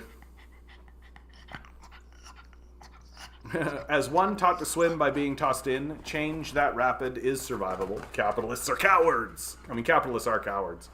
The Western central banks are aiming to catastrophe. This seems to be them extracting as much as they can, drain as much as they can from the world until the money supplies collapse. Yep. And they know, I think one of the things that's really interesting and really telling is that they know that the money isn't going to have value. Like they know the money isn't going to have value. Like that the American dollar is going to plummet in value. It's going to plummet, and it's going to happen. That's going to happen very quickly, right? And seemingly overnight. So what they did through the COVID period and what they're currently still doing is they're just transferring as much wealth as they possibly can, and then taking the wealth that they make that's liquid and trying to turn it into hard assets. That's why the housing market is going out of control, because they're buying up all the land. Right? Like Bill Gates is the largest farmer, right? Like just these absolute asinine, absurd realities that we live in right now. And so the reason why all the property is going crazy is because the capitalists are buying it all up. And why are they buying it all up? Because they know that the money is going to be worthless soon. Well, not worthless, but it's just not going to be worth the same. It's going to plummet, right? So if everything is going into a decline, if we are heading into a fairly major depression, which we absolutely are, then you want to own something that's guaranteed to have value. And what's guaranteed to have value is land. Land is guaranteed to have value. That it is the most basic element in any economy. Well, humans are the most basic element, but it's like you can't do much without land. You can't do much without land. You can't build buildings. You can't have any infrastructure. You can't have a business. You can't do anything if you don't have land to build it on. And so that's what they're doing. So that's why like rent right now in the city of Toronto is like $2,500 for a bachelor. The capitalists are trying to eradicate all adverse possession, the law that forces you to use land or use it. Yeah. No, they really want just a system of feudalism, right? Like that's what these bailouts are. Like, what is a bailout if not just acknowledging that, oh, that rich guy should be rich? Like, we're all just looking at the guy who lost all his money because he gambled on crypto, going, no, that guy should be rich. I wonder if the U.S. defaulting will be a turning point for the rest of the world. There seems to be more anti-U.S., anti-dollar sentiment building up around the world. I don't know that the U.S. will quote-unquote default. Like, that's not... I mean, I think that'll be the narrative that we talk about it so that the populace can make sense of it. But, like, the rest of the world doesn't necessarily want the United States to collapse and fall into default, right? Like, it doesn't necessarily want that. Like, I don't think that China and Russia and these places are actually rooting for that. Because, like, do you really want the kind of crazy dog to also become completely rabid? Like, that's what it would mean. Like, that's what, like, it's already pretty scary. The United States is already a pretty terrifying force on the world stage. And so now you're introducing, like, this total state of utter desperation into a country that, the only country that's ever nuked anybody. Like, that's very scary. It's a very scary thing. So I don't think the rest of the world is moving forward with this idea of, like, fuck the United States and I hope they collapse and all F this kind of stuff. But I do think they are moving forward with, like, an attitude of, like, okay, we got to do what's right for us, and we really can't actually trust these guys anymore. Like, we actually do have to start putting boundaries up. And we actually do have to start... Like, that's what BRICS is. Right? BRICS is an acknowledgement by, like, huge swaths of the human population that if their quality of life is going to improve to any degree, then they are going to need to trade with one another in a way that makes sense. But the reason why they have to do that is because the United States and the West generally is so crazy, right? Like, it's actually insane to believe that like, why wouldn't the United States be attempting to integrate India's economy and China's economy in a way that makes sense and all this? It's because we're ruled by psychopathic death cultists who aren't looking at the world thinking, how do we erect this so that everything is stable and we're governing properly and everybody's quality of life is improving, and how do we address what the populace is saying, and all of those questions are off the table in America. Every question literally is, how do I make more money for me? And that's it. That's it. Joe Biden isn't sitting there saying, how do we improve the quality of life for the American citizens? How do we integrate our systems into the world in a way that makes rational sense? Joe Biden is standing there going, how do I make more money? And if you live in a society of salesmen and grifters like that, then you can never, ever cede anything. Right? Like, this is the big thing that I think is the massive failure of the West, is that we refuse to say, oh, I'll lose a penny in a deal with China now, but in 100 years, I'll make $1. Right? Because that doesn't matter to them. What matters to them is, I lost a penny. Like, it's so outrageous, but it's absolutely true. Yeah, feudalism. In fact, the only original law of adverse possession was created to limit feudalist claims to land the lordly owner had done nothing with, to only 60 years before they expired. I mean, 60 years is even too much, if you ask me. 2024 presidential elections, Crypt Keeper versus Orange Vomit Face. Yeah, dude. Read the deficit myth to understand fiat. Yeah, I mean, money's not real. Like, that's like the whole thing. Like, number one is money's not real, and yet we worship it as if it's the most crucial thing. Yeah, and more than 700 banks have self-reported unrealized losses that exceeds 50% of their capital. Yeah. Like, it's all the same kind of stuff that happened on the lead up to the Great Depression. But what's the thing that gets blamed? Oh, there was a run on the banks. Yeah, the people withdrew all their money from the banks, and so it's the people's fault that it happened. Yeah. Like,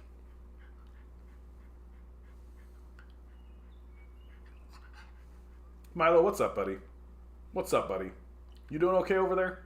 You're losing your little mind, eh? Losing your little puggy mind, because I'm talking. And if I'm talking, I gotta be talking to you. Who else could I be talking to? There's no one else in the world except you, my beautiful little pug. My beautiful, sweet little pug. Good opportunity, guys, to say like, share, subscribe. Hit the bells, hit the whistles, hit the like button, hit the things. If you've got diamonds, if you've got any of that kind of stuff, right? If you got anything, just send it out into the world. If you'd like to actually talk to me, and I see you here, Getsu, right? If you'd like to talk to me more specifically, right? I'm on my YouTube, right? My YouTube channel's in the description. You can find it, easy to find, right? BRICS is just an attempt to recreate the multipolar world of the 1950s. Russia, China, USA, France, India were way more divided than the Korean War, but USA didn't try to control every policy and conflict. I mean, I don't know if they're sitting there thinking to themselves, we're going to recreate anything. Like, I really do think that what they're probably thinking is, like, we should make this because it makes sense for us right now. That, like, BRICS is... like, what it's as simple as, like, hey, we're an organization that wants to trade with one another, and we want to be able to do unilateral trade with one another.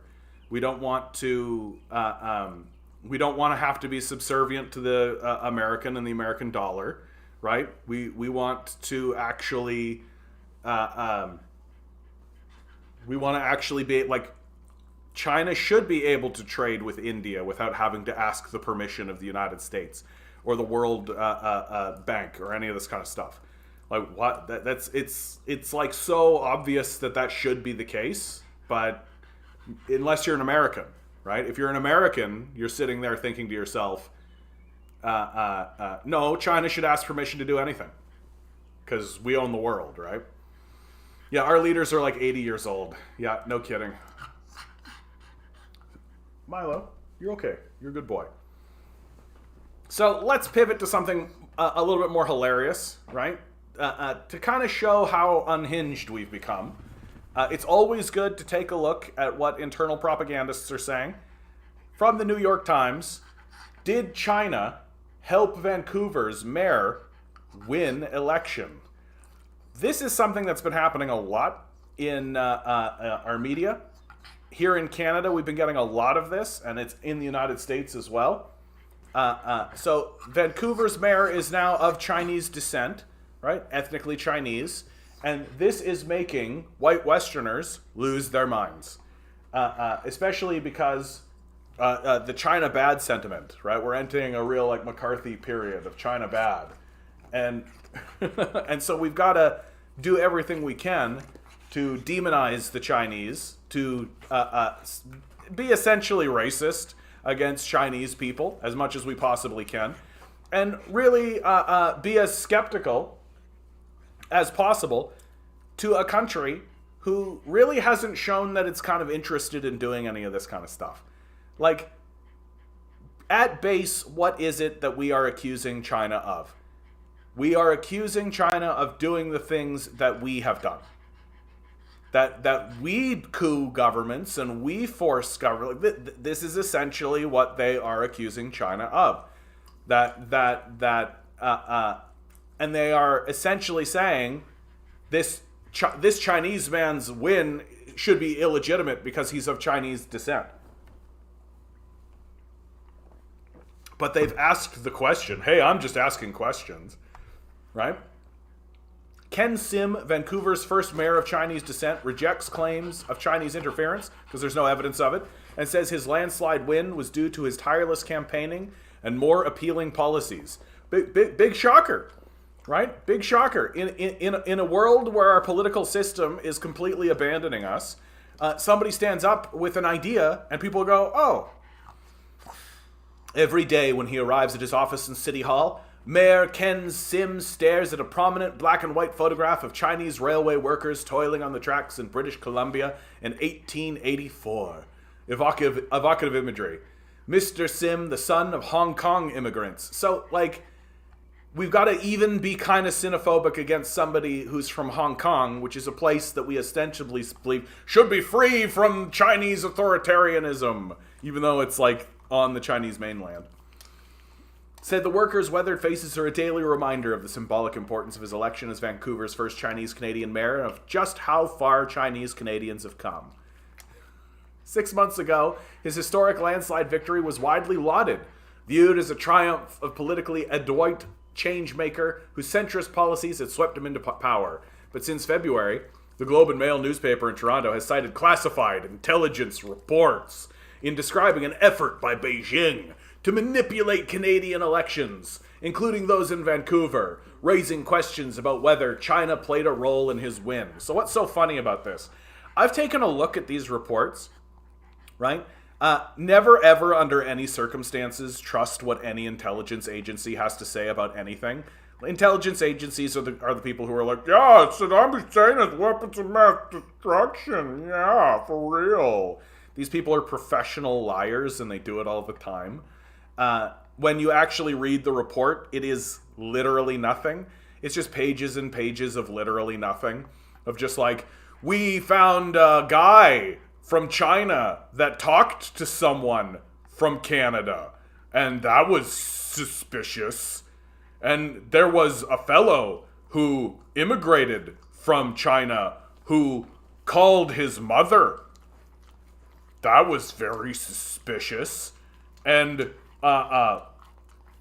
we have a testimony here from a filmmaker who went to China and he was followed around by a Chinese official and then at his talk was asked questions by the Chinese official. And that was weird. You're just like, and it's just full of this sort of baby-brained, yeah, how dare Chinese people talk to people back home, right? Like one of my favorites was here in the Canadian media. There was this big like, there are Chinese police stations erected in Chinese neighborhoods that they're causing problems. And literally, when you actually look at it, what they actually are is the Chinese embassy has created like a satellite closer to where the Chinese people actually are, so that Chinese, like 90-year-old Chinese grandmothers can just go and get a document filled out without having to go all the way downtown. And this is the Chinese police station that we're all like, about all of the sudden, right? Like that building was built 30 years ago, and we're all just like, because we're all supposed to suddenly be xenophobes that are terrified of China right in this moment. And yeah, the evidence of Chinese interference is his face. That's all racists need. Yeah, exactly. Oh, he's of Chinese descent, therefore Chinese interference. Like, and so at the end of the day, like CSIS and the CIA, like they have nothing, right? They've got nothing, that they're grasping at the like thinnest of straws in order to try to justify and create this narrative of Chinese interference. And when you actually look at the things that they're claiming, they're literally claiming stuff like phone calls that immigrants made back home. This guy sent a letter. There was the liberal MP, the Chinese liberal MP that got pushed out of the Liberal Party, right? The reason why he got pushed out of the Liberal Party is because the Chinese embassy hired a van to bring old people to the polls so that they could vote. Like, this is seriously what happened. And we're all just like, but when it comes to China, like, we've completely lost our minds. We're not grasping reality. And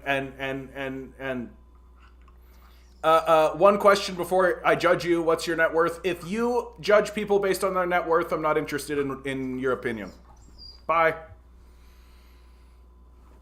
Judging people based on their net worth is money worship to the highest possible order. And if you're judging people based on their net worth, then your opinion doesn't matter. Like,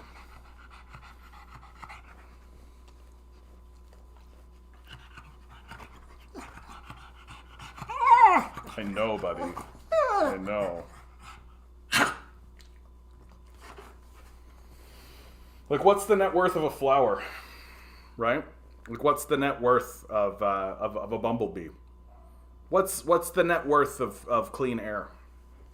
What's the net worth of a river? What's the net worth of the ocean? What's a net worth of a blue whale? What's a net worth of the sun, of the sky, of the wind? to reduce someone's value to a measurement of this fake money that you've created and then worship it is it's like the hallmark of a religious ideology that I don't want to have anything to do with. And I find it to be quite despicable, frankly. Like, I find it to be quite despicable.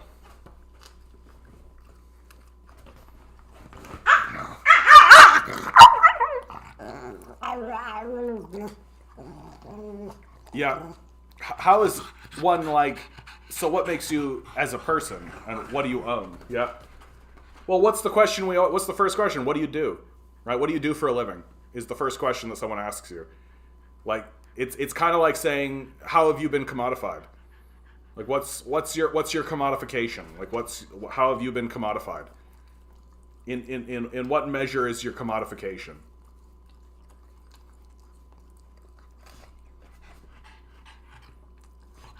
That's why when I meet new people, what I like to ask them is, what do you like? Like, what do you like? What do you spend your time doing? And you know what's really funny is that when I ask people, like, what do you spend your time doing? Nobody starts talking about their work. And if they do start talking about their work, it is to just be like, well, I do this, but then this is what I like to do. Right? And when they get talking about what they like to do, it's actually like really interesting and really fascinating. Like, this you can tell that we live in this like really brainwashed kind of brain dead society because people are like, well, if people had food and shelter taken care of, they just sit around. It's like, just say you're boring. Like, just say you're a boring person, that you don't understand. Like, just admit that you don't actually have any direction in your life and you don't actually care about what you're doing with your own life, and so you might as well just sell it to capitalists, right? Yeah, it wasn't in the old days asking how much money you make considered very rude. Yeah, of course it's extremely rude. Like, of course it's extremely rude. Like, it's an extremely rude thing to do. It's and it's like, but we live in a degenerate culture that's ruled by a death cult. So there's no sense of like propriety. There's no such thing as manners. Like, none of that exists. Like it's very like, and it's a very condescending society, right? Like, and it's a society that genuinely doesn't care what happened to you. That is unacceptable, dude. You do not get to do that. No to that. No to that. For sure no to that. For sure no to that. Like, I know a woman. Here's a great example of what I'm talking about. I met this woman. She was 60 when I met her. She was working at Starbucks, right? She was a cashier at Starbucks. And so according to this person, she's a failure, right? Well, her life's trajectory, was that she had married someone who was very well-to-do, someone who was in like a good position. So she was a housewife who helped him make all of the money, right? Pretty traditional mindset, pretty traditional attitude, right? And so, and nothing wrong with that, right? Certainly nothing wrong with that. So he got a new job, right? So he quit his old job, and as he was on the plane to go to sign the papers to be officially hired to his new job, the plane crashed and he died. Right? The plane crashed and he died. He had already quit the old job. So no benefits package, no severance package, no life policy, nothing from the old job. And he hadn't signed the papers for the new job. So no severance package, no life support policy, none of that. right? So she's left with nothing. She has to use the money that he has in his savings account. She has to sell all of her stuff in order to bury him. And now she's working at Starbucks because it's the only place that will hire her. And so for someone to come along then and to say, I want to judge you based on how much money you make,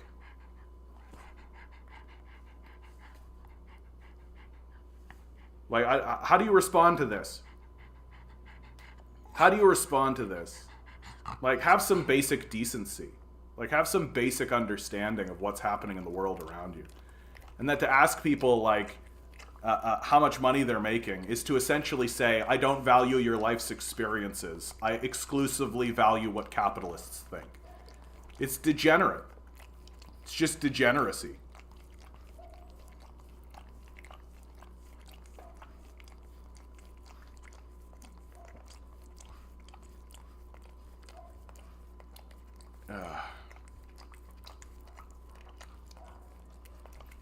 Let's charge you a shit ton for funerals so you experience double the loss. Isn't it great? Yeah, Sigma grind set.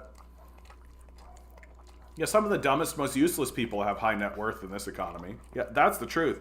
No one is more worthless than a capitalist. There isn't a single individual. Like, if you are literally lying on the grass, looking at the sky, watching clouds go by, you are more valuable than a capitalist. By a lot. Because you're not attempting to destroy the species, which is what capitalists are trying to do. Right? The capitalists have negative value. And the effects of ceding all of this power and wealth and prestige to a group of worthless parasites, it's going to be pretty profound. Like, it's going to be a fairly profound restructuring of the economy and a structure of the system that we are not prepared for as a people. Like, the balkanization of the United States is going to be really fascinating to watch. It's going to be really, really fascinating to watch. I wonder if the same thing will happen in Canada. Like, these are, like, America and Canada are extremely young and extremely large countries that are based on legislation and policy that was put in place by literal slaveholders and monarchists. Like, the contradictions that are inherent in such a system do not lend to sustainability. They simply don't lend to sustainability. And when you have the wealthiest, most powerful people being as demented and detached and worthless as they actually are, it doesn't give a lot of hope for the American project's survival. Especially when, like, a big part of how big countries and how big civilizations continue to promulgate and propagate themselves through time is through the building of infrastructure and through the building of projects and through the building of something so that the next generation of people see value in what is happening. This next generation that's coming up, Gen Z, thinks that what's happening has no value. That it has negative value. That it actually is a problem. That what we are seeing is quite problematic, might be the way that Gen Z would describe it. And they're completely right to think that way. Like, there's nothing here for a Gen Z kid. Like, there's literally nothing here. There's no future. There's no narrative. Like, that's how you know that the leaders of the country have become truly demented. That they have become truly disconnected from even the idea of governance. Is that they're not even trying to create a national narrative anymore. They're not trying to tell young people why it's great to be an American. That all they're willing to say now is stop complaining. That's all they're willing to do. They're just, their whole statement, like all of their surrogates, all of their people, your Shapiros, your Petersons, your Crowders, your Trump people, all of them, all they can say is shut up and work harder. That's their seminal statement, that they've written and said all of this stuff, but all they actually have said is shut up and work harder. That's it. And most Gen Z kids and a good portion of millennials are looking at that and saying, that's not good enough. And it isn't good enough. Like, it's not good enough. The system does not just, like, the system is what needs to justify itself. Humans do not need to justify themselves to the system. That humans are promulgated by reality itself. That we are born of the earth. We are born of the universe. The structures and systems that we create are not more important than humanity itself. And if the system begins to say that humans need to justify itself to the system, which is essentially what capitalists say, then they've already lost the conversation. That the system always must justify itself to the people, and if it can't justify itself to the people, then it needs to be done away with as fast as possible. The faster, the better. Because a system that cannot justify itself is by definition harmful. If it cannot point at something and say, I deserve to exist as an institution because this reason, then it must go. Because it is a negative system. And capitalists cannot justify their own existences at this point. There is no justification for capitalism to exist. And so the system is going to break apart. But those who are benefiting from the system are not just going to let it go. They're not just going to let it go. That they'll hold on to it through military force. Because they're worshiping money instead of, reality itself. That instead of looking at reality itself and saying, well, obviously this is the most important thing. Obviously the system that created us and that generates us and supports us is obviously the most important thing. No, instead of that, we're going to discard all that and in fact go to war against that for paper dollars that we printed. Tinker, capitalists are the most useful, especially bankers when they unclog the toilet with their head and ask while they're down there, what is your net worth?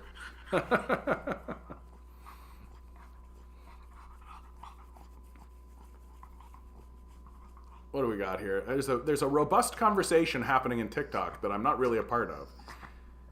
Look at how we make and distribute insulin, yeah? I'm saying without that, no one would make it. Oh, are we talking about the, yeah, soon it will be shut up and compute. Yeah, exactly. Are we talking about the justification of the profit model in TikTok? Is that what we're talking about? That without money, no one will do anything? Is that basically what we're saying? Yeah, without money, no one will do anything, right? Like, certainly no one will look and say, hey, what's beneficial, and just do things because it's beneficial, right? Certainly everyone will just sit around and do nothing all day, right? Like, what I love about this mode of thinking more than anything is that it immediately assumes that everything we're doing now is important and good, right? When it's completely false. Like, most of the shit we're doing is pointless, and most of the shit we're doing can be not done. That if we were to suddenly stop doing most of the stuff that we are doing, a bunch of crybabies, like a bunch of crybaby boomers will cry about it for a minute, but then we'll all kind of recognize that, like, yeah, that was a total waste of time. It didn't matter. And we just need to get on with something else, right? That we are just clinging on to things because they exist. Like, that's basically what we're doing. So, like, a real great example of this is car culture, right? That, like, we can't possibly do something else. Everyone should own a truck that's as big as a World War II tank. That makes sense. That every individual should individualize their individualism. And we can't possibly imagine a mass transit system that functions and works, right? So it really is just like a crisis of imagination, that we are essentially just admitting that we are an uncreative people who are incapable of actually envisioning and imagining functioning systems, even though there are plenty of models that actually work, right? Like this sort of self-report and embarrassing position of without money nothing would happen is essentially just said by people who are uncreative and boring. That like they are saying the things they are saying because they believe it of themselves, right? If people don't work for money, they'll just sit around and do nothing. Well, that means that you think you'll just sit around and do nothing, right? And I'm going to tell you, straight out, I dare you to try. I dare you to try. The idea that a person will simply sit around and do nothing is just kind of an admission that you have no idea what's going on even inside of your own self. That we put people into solitary confinement as a punishment. That people want to do stuff. People want to do things. They are desperate to do things. That a lot of the anxiety and angst and depression that exists in our society is because we are doing things that are worthless instead of doing stuff that has value. That people are willing to go through a great deal of suffering and a great deal of pain and angst if it means that things that they think it has value, right? A person will go through a great deal of suffering if it means that their children's lives will be better or the next generation of people will be safer. People will literally go to war and charge into fields full of chemical gas, bombs exploding in the air, if they believe that it means that on the other side there is peace. And people will march into slave camps. They will go to sweatshops and grind their life into the most banal, meaningless work if they believe that it means that things will be better on the other side. But we're not doing that. We're not doing that at all. We're taking people and we're grinding them into meaningless work while telling them things will get worse. Nope. We're not going to tolerate that. And if what you're going to do is walk around and say, well, people, if we take the money away or if we take profit motive away, the people will do nothing, then you know what my answer is? Good. I hope. I really hope that's true. Doing nothing would be better than what we're doing now. We would be better as a species if we actually just wandered out into the wilderness, sat on beaches, and stared at the sky. We would be better off as a people if we put away all of these dumb jobs, if we stopped this manic ridiculousness, and we walked to the beach, sat down, and stared at the sky. The world would improve immediately. It would be a better place instantaneously. But you can't do that. Why not? Because it doesn't make capitalist money. Yeah, the SUV is a great example of first world wastefulness, right? Like, what's more wasteful than an SUV? What's more wasteful than that? Literally, a Humvee was created for troop transportation. That's the reason it was created. And the idea that a housewife in Texas is driving around to get her groceries with it should be considered a total fucking abomination. They thought putting the art of yesteryear in warehouses and owning it would be the same. I don't understand the comment, but that's... Oh, I missed the first part. Business people are void of creativity and imagination and don't know how to dream anymore. They don't realize creative dreamers have been driving this thing the whole time. And they thought putting the art of yesteryear in warehouses and owning it would be the same. Yeah. Like, well, and also, like, the capitalist system kills artistry on purpose. Schizo poster. How's that for a name? Authoritarian communism or democratic communism? That's a tough one to answer, bud, because I don't know what you mean when you say authoritarian communism. Like, I don't know, like, what would be an example of authoritarian communism? Because near as I can tell, authoritarian communism is a propaganda buzzword that comes out of the American propaganda system. That when I look at Stalin, for example, like, even the CIA admitted that the Soviet Union was democratic. That, like, what made Stalin authoritarian? Was it that he passed laws and expected those laws to be followed? Like what? I mean, it's fine, but, like, most communist systems, and I shouldn't even say most, like, communist systems are democratic. That they are run by workers' parties. That the big reason why capitalists want to convince you that communists are authoritarian is because communists refuse to acknowledge the authority of capitalism and ensure that capitalists are not part of the decision-making process anymore, because capitalists are by their definition worthless parasites who are trying to enslave the populace. Like, that's what they are. Like, a capitalist is a person who wants to sit around doing nothing important while everyone else does the work for them. That's what a capitalist is. And a communist is a person that says, no, the person who's doing the work should probably keep the benefits of their work. And a capitalist should just kind of go away and get completely fucked. So that makes them authoritarian, because they're not listening to the authority of the capitalist state. And instead, they're listening to the authority of a workers' party and a workers' leader.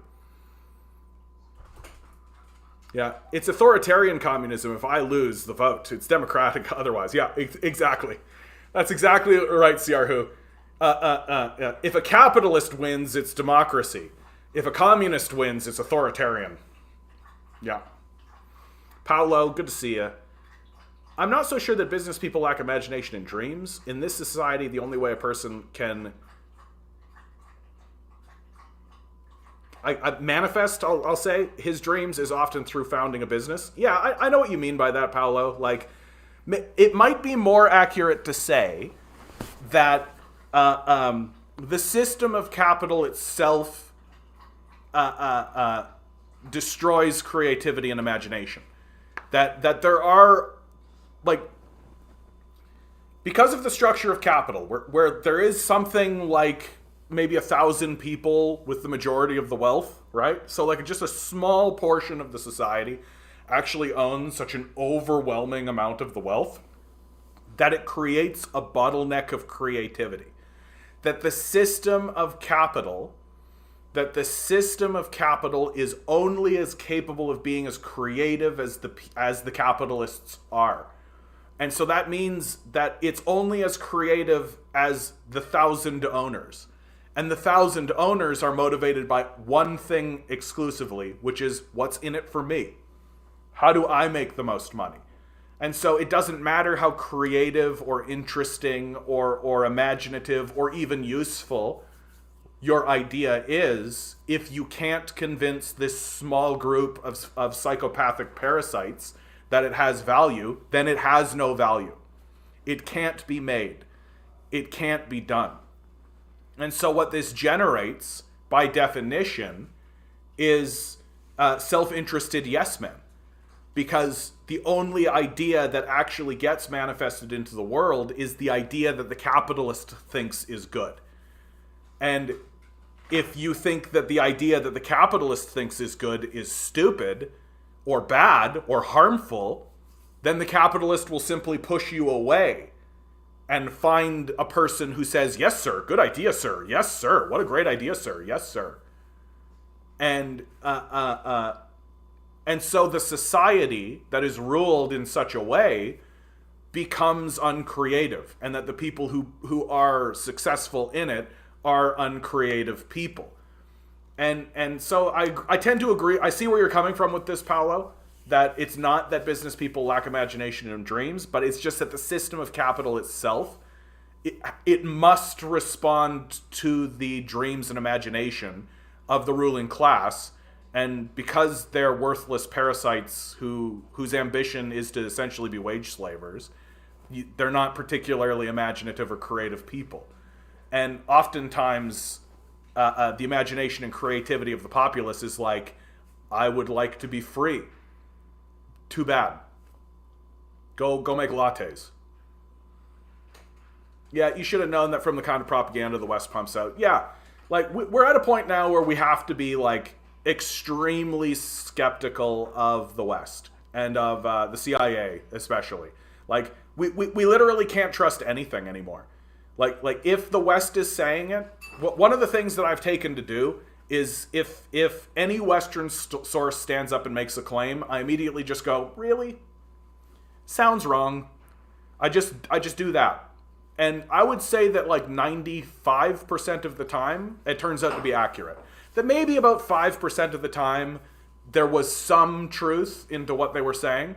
Like, and I say some truth because they're usually telling a half truth if they are telling any truth whatsoever. And if the West does say something that's true, it's only to get you in so that they can lie to you in a bigger way.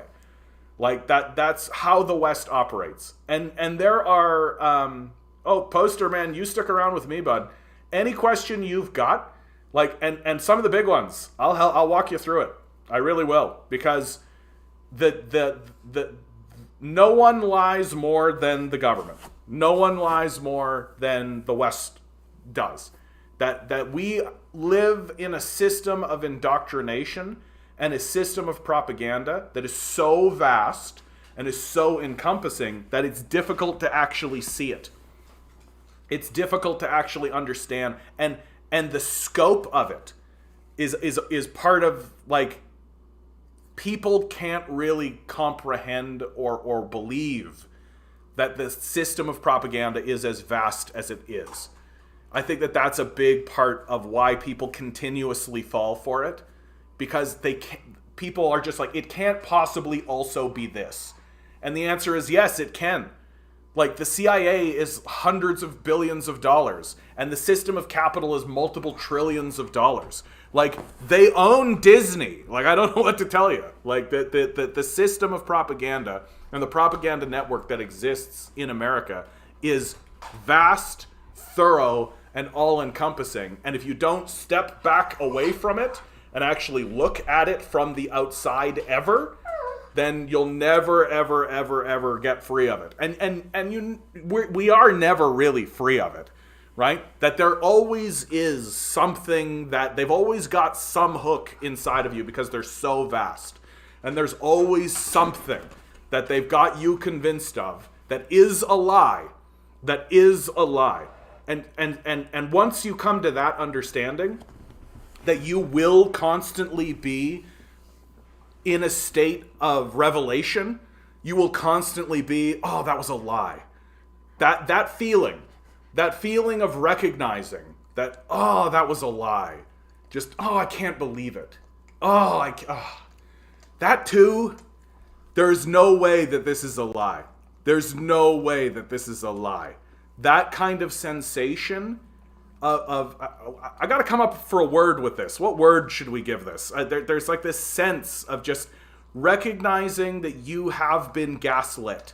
Recognizing, coming to an awareness that something was also untrue in your society, right? Just this constant state and this constant sense of enlightening awareness that other thing that you were sure was real was also false.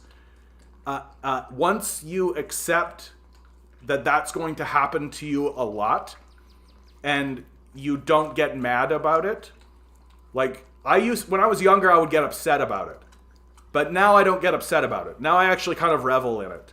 If somebody can show me that what I believe is false, I'm quite pleased about it. It's happening rarer and rarer. It happened not that long ago, maybe about 6-7 months ago. Someone was able to do it to me, and it's delightful.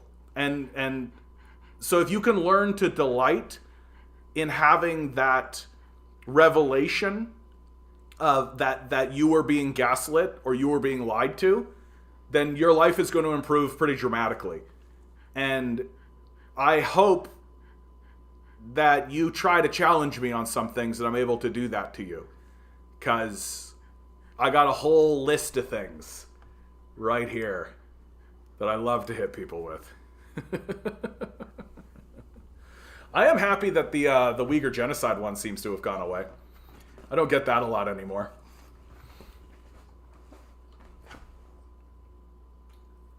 Capitalists have deprived society of so many great inventions and ideas, maybe more than we even received. Well, to me, I think what's worse than the inventions themselves is the death of entire industries, right? So you think about, like, how many industries do you think were killed by the fossil fuel industry in, like, the 1920s?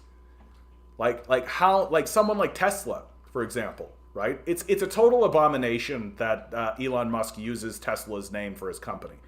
That someone like Tesla, can you imagine if instead of building off of the work of Edison and building off of the fossil fuel model, we instead built off of Tesla's work? We would be living in a different world. We would be living in a completely different world. And it's because the research hasn't even been done or pursued. That capitalism not only killed the inventions, but they killed the pursuit of the industry itself. And the reason why they killed the industry is because they couldn't meter it. Like, there was no way for the capitalists to make money from it. So they just destroyed an industry from the bottom. They smothered the baby in the cradle. Oh, Poster, I'm gonna prioritize your comments because you're new here, right? And I'm trying to build the base. Good opportunity to say like, share, subscribe, hit the bells, hit the whistles. If you think what I'm doing is useful, think about donating to my Patreon, right? It gets you in the Discord where you can continue to contribute even when I'm down. Can you educate me about the Holodomor? Did it actually happen, or was it just more propaganda to make the Bolsheviks look bad? So if I talk about this source that I'm going to show you on TikTok, I get banned on TikTok. They shut my channel down. So I'm just going to give it to you.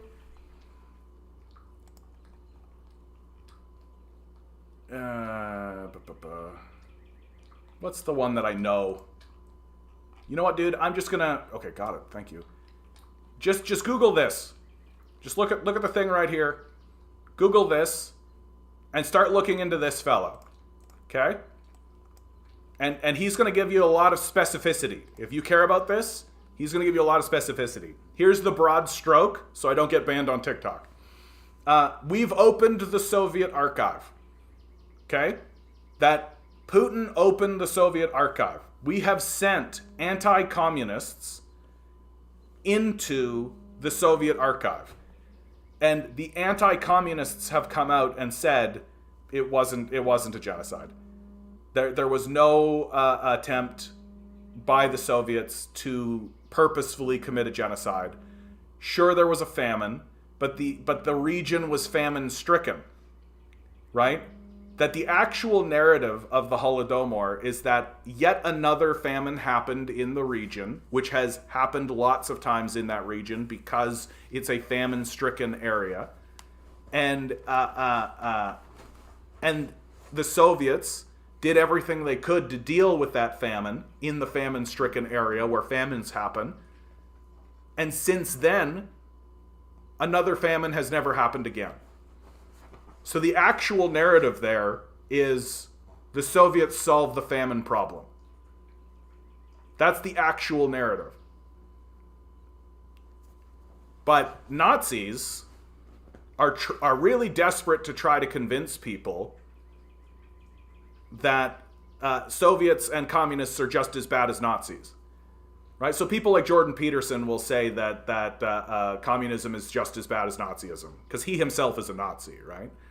And so part of the strategy of Nazis is to convince people that their antagonist, the people who historically defeat Nazis, are just as bad as Nazis. And so one of the ways that they've done this is through the Holodomor narrative. the reason why the Holodomor narrative is so powerful in Canada is because a lot of post-World War II, a lot of the people who emigrated from Europe into Canada and the United States were Nazis. That the Soviets defeated the Nazis and pushed a lot of far-right people out and into fleeing away from the country. And where did they go? They came to America and Canada, right? And they've formed groups, and you have Banderites here, and you have all kinds of stuff. And which is why there's such a strong pro-Ukrainian war movement in the West, because you have a lot of Ukrainian fascists living here. So that's more or less the bottom line on that. I hope you'll take a look at that source. And to circle back around on this lie, by the way, this lie is not even one of the bigger ones. Like that's crazy to me, actually. Like I like that you reached for that one because it's a common one, but it's not even one of the bigger ones. The biggest, I don't know if it's even the biggest lie, but certainly the most brazen lie is the lie that Mao killed 100 million people in a famine in China. And that one's even more brazen because there wasn't even a famine. Like, that's what makes it so brazen, is that there wasn't even a famine. Just like literally a couple of statisticians in the 80s just lied and created false evidence. They like falsified evidence and created a false narrative. And the media just grabbed onto it. And now anytime you talk about Mao, it's 100 million people dead. That's it. And there's no evidence of it. There isn't a photo of it. There's no historical documentation. There's no political commentator. There isn't a picture. There's no refugee crisis. There's no evidence of starvation. There's literally nothing. Like literally nothing to show that there was a famine during this period of time. And yet the American press will constantly report on it all the time. And it's an enormous, huge, obvious, completely easy to falsify lie. Like, it's so actually embarrassing to falsify, right? Like, show me any evidence. Like, show me any evidence that this event happened. And the second you ask for evidence, the whole thing collapses. And you basically just get to say, okay, things that are said without evidence can be dismissed without evidence. Bye.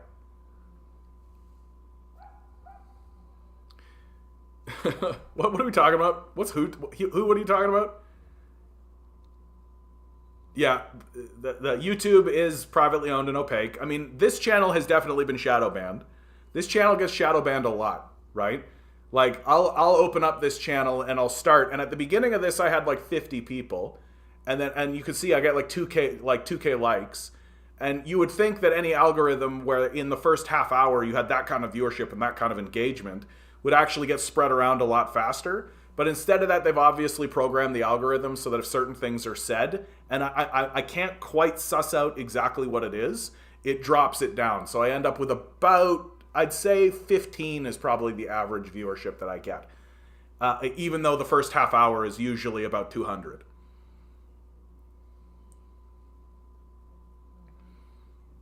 Speaking of Russia, do you believe Putin is afraid of Prigozhin getting the favor of Russians ahead of himself and therefore antagonizing him? Yeah. Like, yeah. I gotta make sure I know exactly what we're talking about here, dude. Sorry. Prigozhin.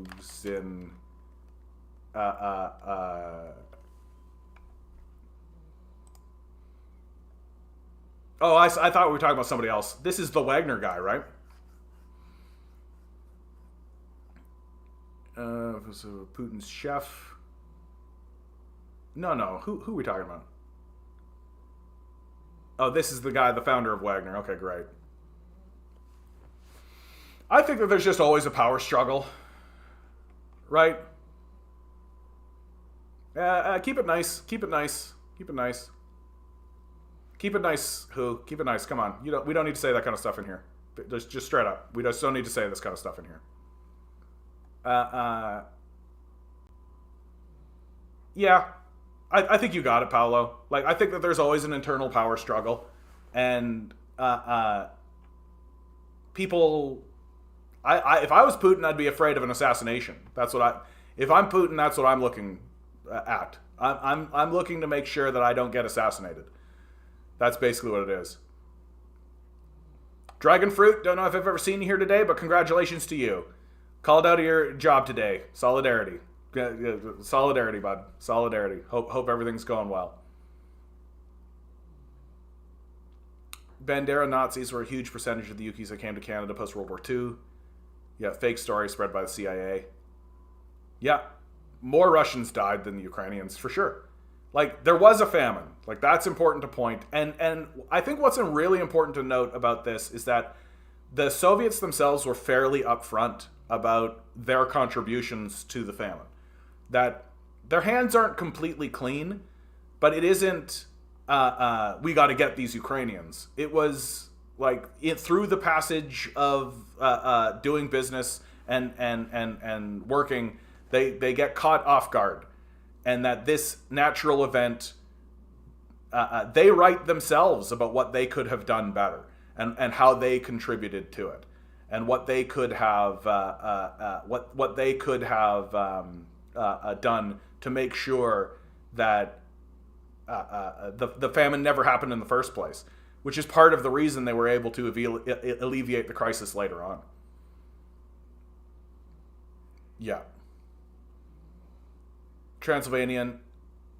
Prigozhin is a troll. He loves generating controversy and headlines, but it is unlikely that he does what he does without implicit approval of the Kremlin. It's all a part of the psyops. It's Russian propaganda, man. It's Russian propaganda, man. Also, though Wagner is not really a PMC or even one single organization, it's really an arm of the Russian military, but they keep a layer of bureaucracy separation to maintain deniability. Yeah, I think that's what it is. Look, war is scummy. That's the bottom line, right? War is a scummy business. It's a scummy business, and there's just no way to engage in war cleanly. It doesn't exist. Even if you believe that the justifications are right, even if you believe in your just war, even if you think that the war is being fought for good reasons and that you're on the right side of it. So a very clear example of people who are on the right side of a war would be the Soviets fighting against the Nazis. The war itself is scummy, and there's just no reason to pretend otherwise. People who get into this game of being like, oh, Wagner is this, that, and the other thing, I'm like, yeah. Like, they're people who want to kill other people for money. Like, yeah. War is always scummy, and there's just no way around it. That's why we should be explicitly anti-war. But at the same time, like, it's nice to be anti-war, but I do find that a lot of anti-war advocates get a little, like, they want to pretend as though there's no such thing as a good time to fight. Right? They want to pretend like there's no such thing as a good time to fight. And I'm telling you, dude, like, if somebody kicks in my door, I'm going to fight them. And if I was with somebody who was like, no, you should just let them do what you want, I'd be like, you're not my friend. Like, you get out of my way. Let's stop this, okay? No more of this talk, okay? I'm gonna start getting rid of people, okay? Like, I don't want it. I'm not interested. Boring. Ziz. Not interested. The absurd show of Russian versus seems to be fooling the world as a self-deluded thinking some kind of foil to Putin, which is fair. Will this end with the West promoting him as the president of Ukraine? Oh, that'd be fun. It's like a little song and dance, a little show to get somebody into a position of power into Ukraine that the rest of the world will be like, yeah, he hates Putin, when really he's working with Putin the whole time. That'd be clever. That'd be clever, but like, I'm interested to see how Ukraine resolves. Like, I think it'll just be destroyed, frankly. Like, I just don't think Ukraine is going to continue forward as a country, that the borders will likely be dissolved, that sections of it will probably go one way or the other and become part of one nation or the other. I just don't think it's particularly likely that Ukraine will persist and continue to exist as Ukraine, or if it does, it'll be very small. It'll just be a very small thing because like the East, the Donbass region is gone, right? Like it's not coming back, and Crimea is gone. It's not coming back, and you already have like Hungary, Poland already saying that we should break this place apart, and sections of it should come to Hungary, sections should go to Poland, right? Like they're already trying to split it up this way. But then you also have like Western corporatists that are attempting to keep land there for themselves. So they kind of want to keep a section of it under rule of Zelensky, who Zelensky's like as corrupt as it gets. And so I'll be curious to see how it all resolves, though. Yeah, Ukraine has such good friends, exactly. Well, honestly, it's because Ukraine doesn't really exist anymore, right? Like, Ukraine is like it doesn't really have an economy right now. It doesn't really have a military right now. But the only reason why the war is carrying on is because of the West and Europe and America flooding weapons in there and sending troops in. But it doesn't really have the capacity to win the war. Like Russia is willing to send hundreds of thousands of men to the front line. And that's the end of it, right? That if the Kremlin says, oh, we need to send 100,000 more men, the Russians are like going to complain about it, obviously, but they're going to do it.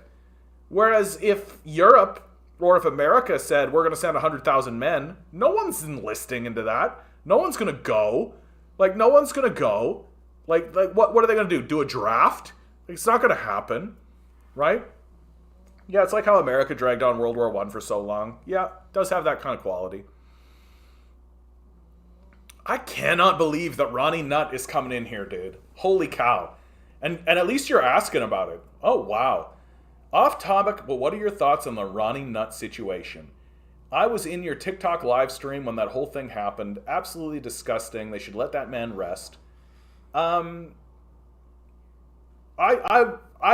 was offended by it the first day. But then I really started thinking about it, and I'm not offended by it. I'm not offended when people, I don't let it happen in here, but I'm not offended by it. And the reason why I don't let it happen in here is because I view Ronnie McNutt as a man who obviously fell into a state of depression, who obviously was in a state of despair, but now kind of stands as an icon, right? He's one of the many people who had that life's trajectory. A military man who came back, was abandoned by the society, and killed himself. And he just happened to do so on stream, right? And that makes him kind of a legendary figure, right? And he become, and the reason why I don't let it in here because he's a person, but because of what he is and how he is and what he did, he's actually more than a person, right? He's an icon. He's superhuman in a way. He's attained something through the act of his suicide that many living people would never achieve, right? That he now has a legacy. And I think that the reason why that legacy has persisted, and it has persisted. I still have people coming in here. It's what we're like 6 months on now, right? How long ago did that happen? That happened a long time ago, right? Feels like a long time. 6 months, maybe longer. In the internet time, that's forever. Like in internet time, this has been 30 years, right? In internet time, it's an infinity, and people still come into my TikTok, and they still come onto YouTube, and they still do that Ronnie McNutt stuff. And I don't think it is because they are, like, maybe they're telling me to kill myself. That's possible, right? But I do think it's actually bigger than that. Like, I think that it is just a grasping at absurdity. That it is like a dark humor. That people are... I think people are looking at the absurdity and maybe this is a bit of a deep analysis, but this is what I tend to believe, is that people are looking at the deep, dark absurdity of their existence, and they are attempting to cope with it. And one of the ways that people cope with it is through this embracing of a type of dark humor. And there is like a deep darkness to it. But like it's and there's like a type of Dadaism to it, a type of embracing of the absurd. And so I don't really mind, like if people are gonna do it, I'm like, yeah, I get it, like I get where you're coming from, but I don't allow it to persist, because I do think that it is fundamentally dehumanizing, that it no longer acknowledges the humanity of Ronnie McNutt, and it makes him an icon, something, yeah. And I mean, but it's such a stupid comparison. Like, I also have a beard and glasses, I guess. Yeah. I think they're just comparing you to him, but still, it isn't really funny and shouldn't be a joke in the first place. No, I agree with that, but it is. Like, it's a sick joke, but it's a joke all the same. And I understand why people make it. I understand why they're doing it. Because they feel hopeless. They feel hopeless and helpless. And if you are in a hopeless and helpless situation, then you've got to do something. Or I actually tend to believe that the people who are the most dedicated to that joke are probably the most suicidal. That's usually how humans work, right? Like, the most homophobic person is usually gay, right? The person who is most dedicated to attaining wealth is actually terrified of poverty, right? People who hate the poor are actually afraid of being poor. And that's usually how people act. And so I think that the people who are coming in with this Ronnie McNutt stuff, and who are most dedicated to it and are most spreading it around, are most likely very suicidal themselves, and are most likely using it as a cry for help themselves. That they are taking that fear, anxiety, rage of their own life and their own thoughts of suicide and projecting it outward, and then going ha ha ha ha ha ha to try to expel it, to try to find a catharsis so that they don't shoot themselves. And so I let them. I mean, it seems understandable, right? I don't engage in it for the obvious reasons that I've stated, but I don't hate the people that do it. Like, I hope they get what they need out of it, right? And I hope they find what they need, because that's why they're doing it. Why waste any time on that? Like, move on with your life. Outlaw Barber, good to see you, bud. I love your name, bud. Outlaw Barber. What's that even look like? You know what, dude? I'm actually straight up imagining like a cowboy, but instead of a gun, he has hair supplies, like haircut supplies. You know what I'm talking about? And so like he reaches in and like pulls it out like it's a gun, but then like, and the guy has like a really nice haircut. But you're an outlaw barber, so the cops are always after you for whatever reason. And they can always find out where you've gone because they follow the trail of beautiful haircuts. But you can't help yourself.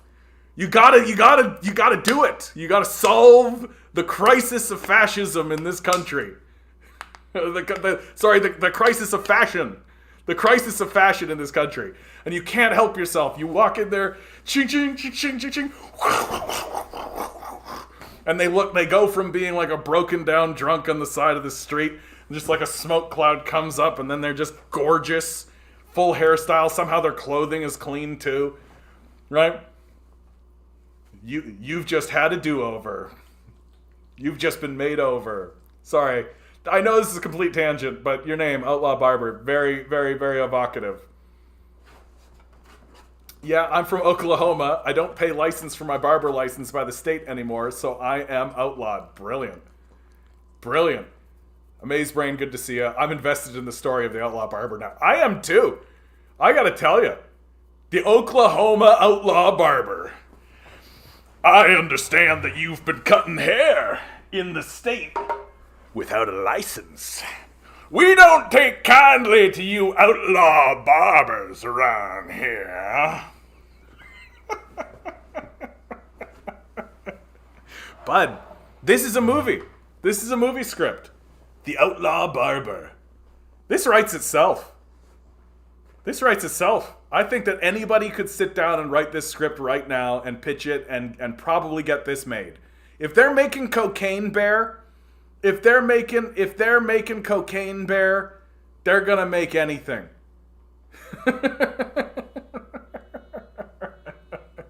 I recently did see, who was it that was saying it? Oh, come on, dude. From Dusk Till Dawn, come on. Tarantino. Quentin Tarantino is actually saying that he is in regular conversations with the guys that make movies. And these guys are saying, like, nobody's making scripts anymore. And so Quentin Tarantino is saying, like, sit down and make a script. That what most people are trying to do is they're trying to get into a writer's room, right? They're trying to look for a job, right? And that makes sense given the collapse of the society. But no one's sitting down and taking a chance on a movie anymore, or a movie script. And so if you've actually got a movie script in your head, you should sit down and write it and pitch it.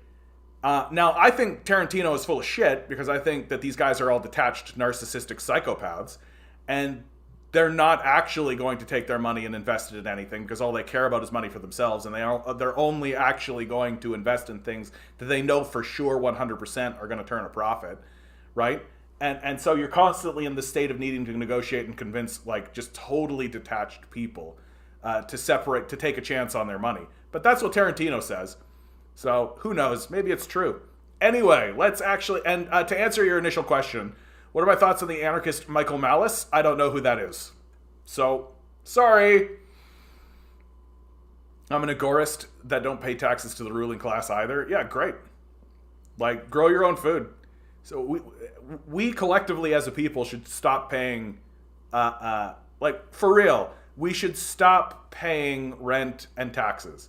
We should just stop participating in serious ways. Everybody should literally walk away from this. But, too bad.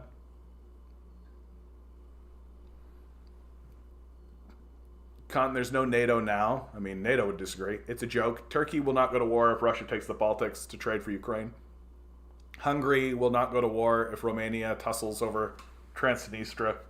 I mean, I think most people who are actually in the region are hoping that this shit settles down. And that's the one big positive that I keep looking at. I keep grabbing a hold of, and I keep thinking about. Where's the how does this come to an end? How does this settle down? How do we get to a point where we can finally say, okay, it's over? And the thing that I keep looking at is that it looks to me like Hungary and Poland, you know, the border states, are actually thinking to themselves, okay, how does this come to an end? How do we get this? How do we stick this landing? And that's good. I don't see much by way of, China, get to the gun, coming in with a very strong first comment. Good to see you here. Good opportunity to say like, share, subscribe, guys. Hit the bells, hit the whistles. If you've got $1 in your pocket, just send it on over to my Patreon. Every dollar you commit to that is $1 more towards the cause of getting someone like me in the faces of the political class. Get me out of these fucking cafes and get me into the face of these politicians. Barbarian's etymology says a lot about the statement. It was an old-timey racism. Yeah, just a little bit of history repeating. Absolutely. Yeah, China's trying to broker a deal with Ukraine. I think everybody except the United States wants that crisis to end. Right? Like everyone sees the threat of escalation. Everyone sees how it can escalate and spiral out of control. And I think most people are interested in that no longer being the case. Most people want it to resolve. And eventually the United States will too. Like it's pretty unlikely that it's going to continue on for indefinitely forever. And and I'm not seeing anybody, even the United States. Like this is the other part of it. Even the United States isn't talking a game of escalation. Everybody, and sure, the United States, I shouldn't say not everybody. There are voices in the media that are like, funnel more weapons into there. Get that going on. But I don't see like Joe Biden standing up and talking about escalation.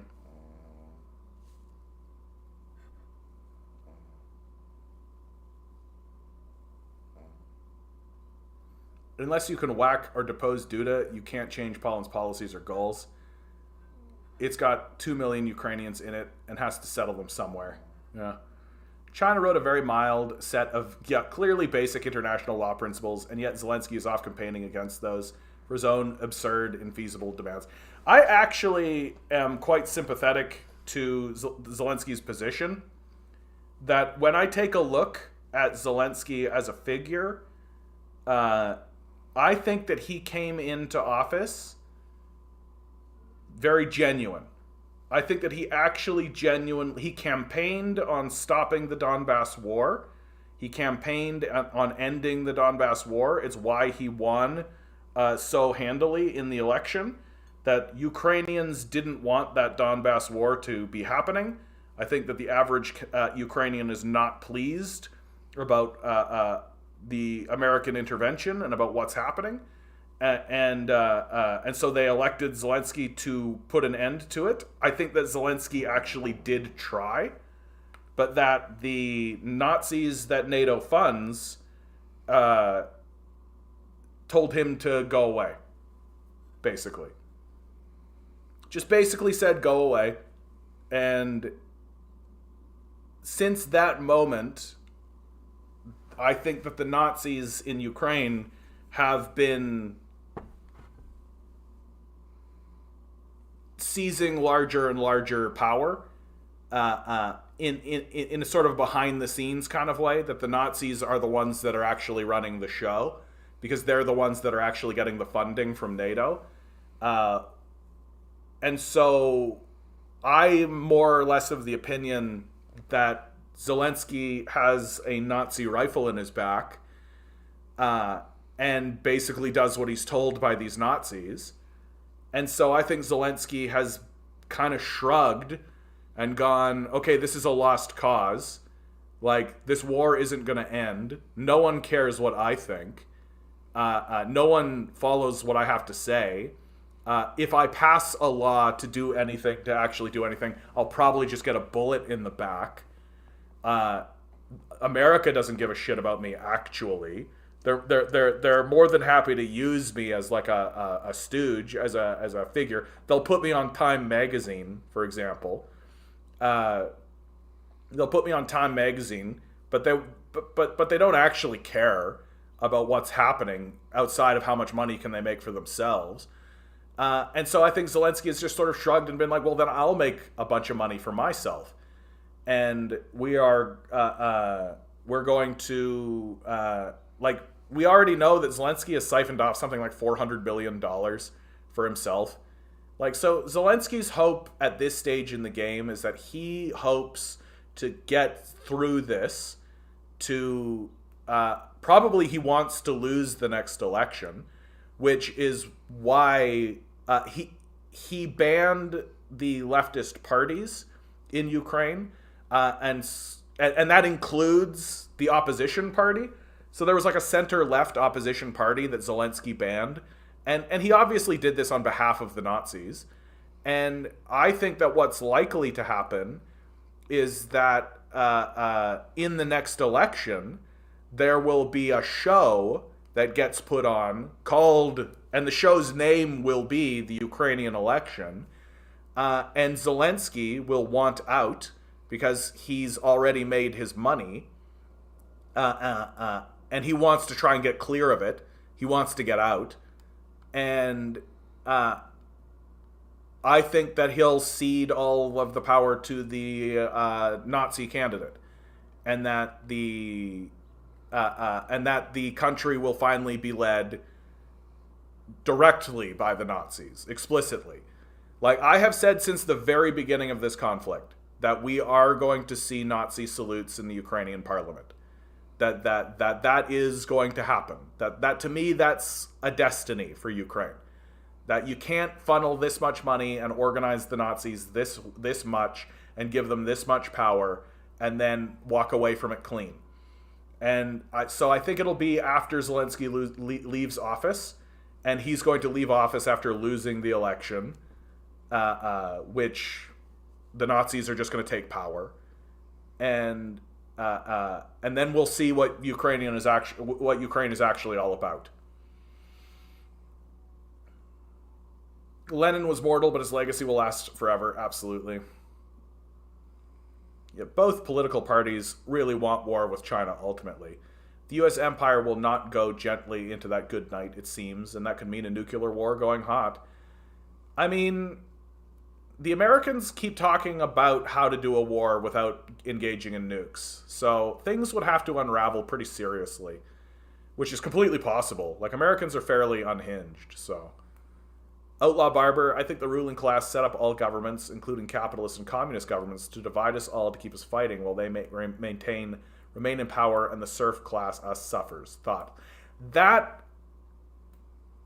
gets into like Illuminati territory, where there's like the shadowy behind-the-scenes government.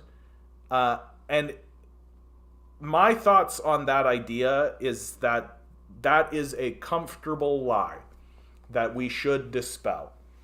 And the reason why I call it a comfortable lie is that even though it's terrifying to think of and to think about, there's a certain kind of orderliness to it, right? That it is indeed a hierarchy. It is indeed a structure. And at the very top, there's a cabal, an Illuminati, a shadowy figure that operates in the background, that pulls the strings and maintains the struggle to maintain their own power and so on and so forth.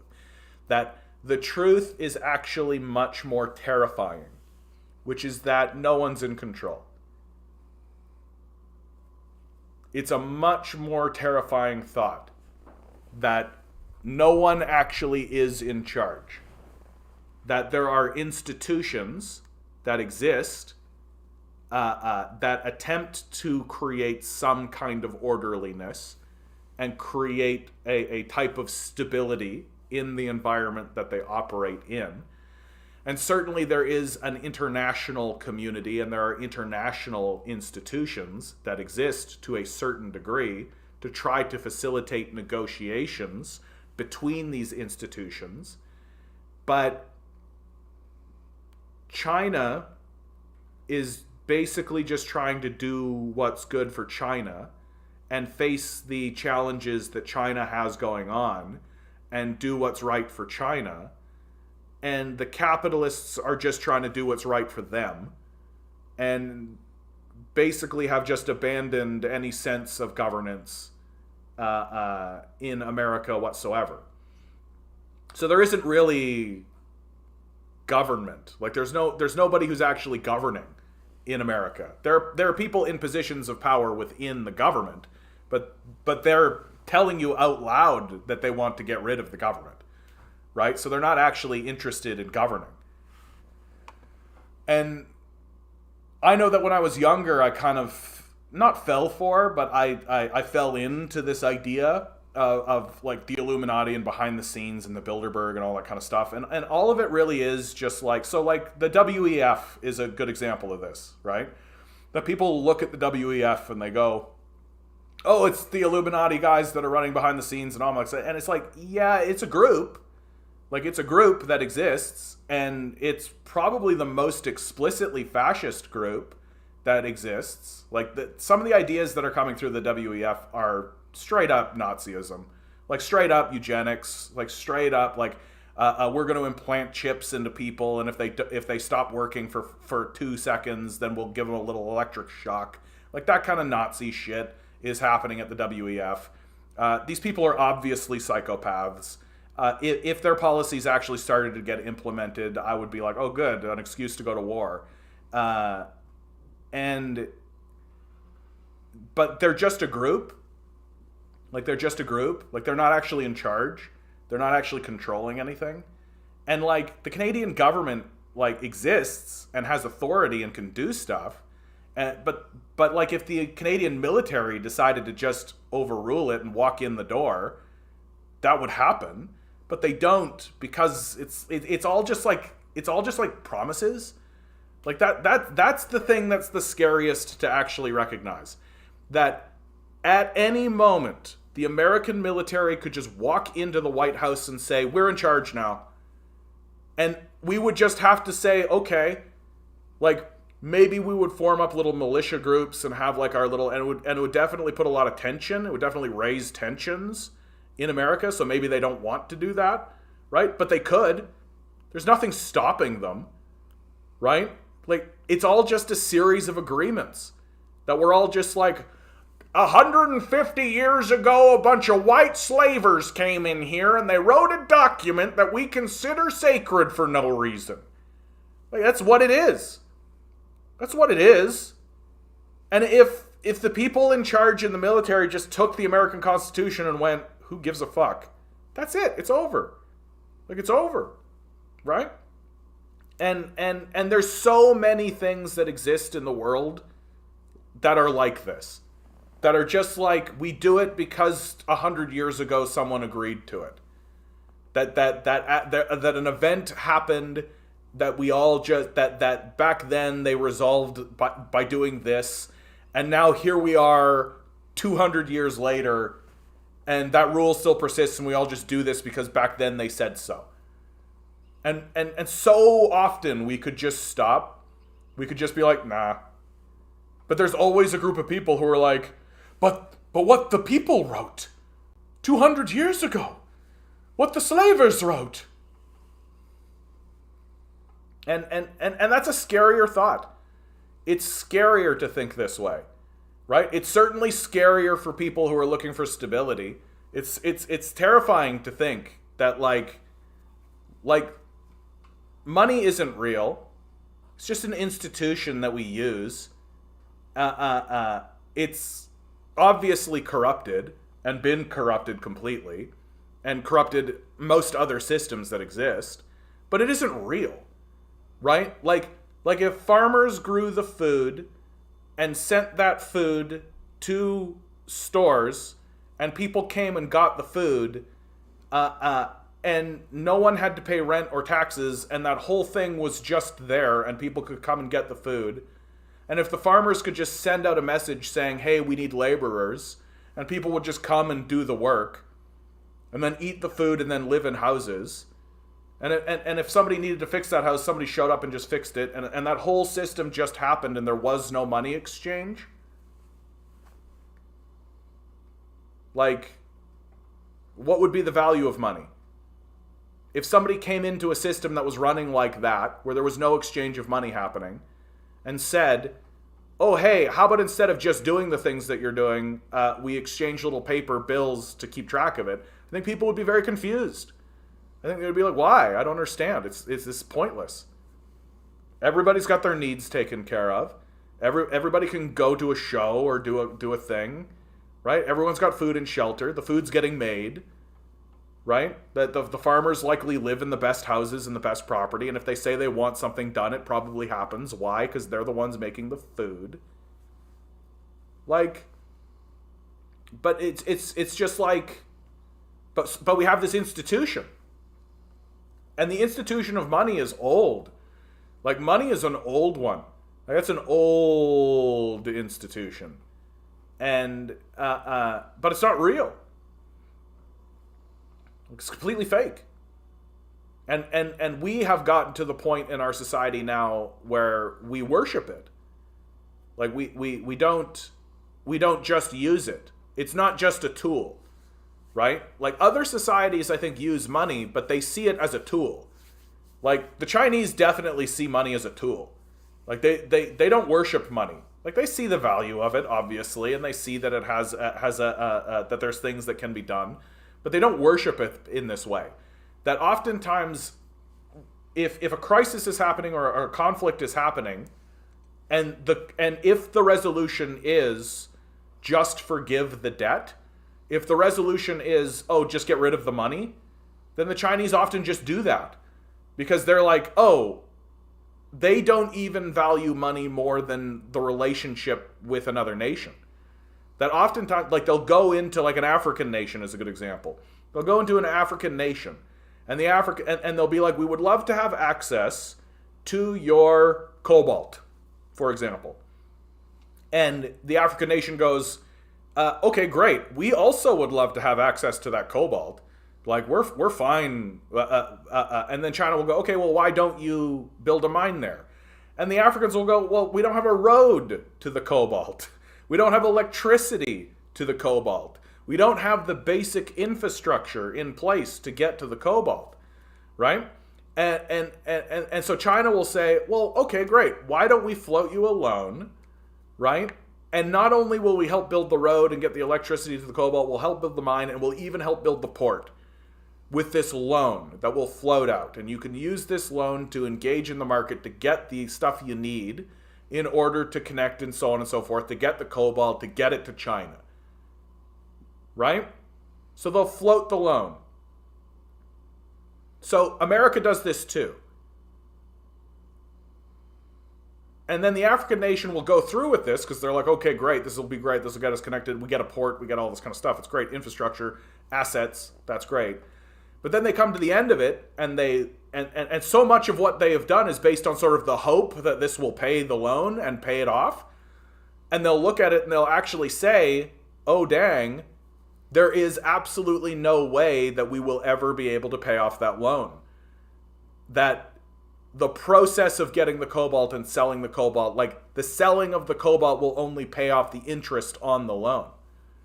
And so what America would do, and what the World Bank does and the IMF does, is they will say, well, fuck you then. Too bad. Like, too bad. Pay the loan. Money. Pay the loan. That's the American position, and they've done that over and over again. What the Chinese do is they say, oh, then we don't care. The loan's forgiven. Why? Because they want the cobalt. They want the cobalt, and they want good relationships with the nation. This is what the Chinese call win-win diplomacy. The Chinese get everything they want, the Africans get everything they want, and the only thing the Chinese lost in the process was some paper they printed in the first place. It's because the Chinese understand that money is a tool. They understand that it's just something to be used to facilitate trade, something to be used to grease the wheels, something to be used to just make the exchange of assets more fluid and easy. But they don't worship it. They're not sitting there going, money, money, the way Americans do. We worship money. And, well, I appreciate that, Outlaw Barber. I don't consider... Look, I'll say this when it comes to anarchism. That I don't consider myself an anarchist on one principle and one principle alone. Which, and this is literally the only thing I have ever found that I have butt heads with anarchists about. Because I rather like anarchists and I like the way they think. Is that...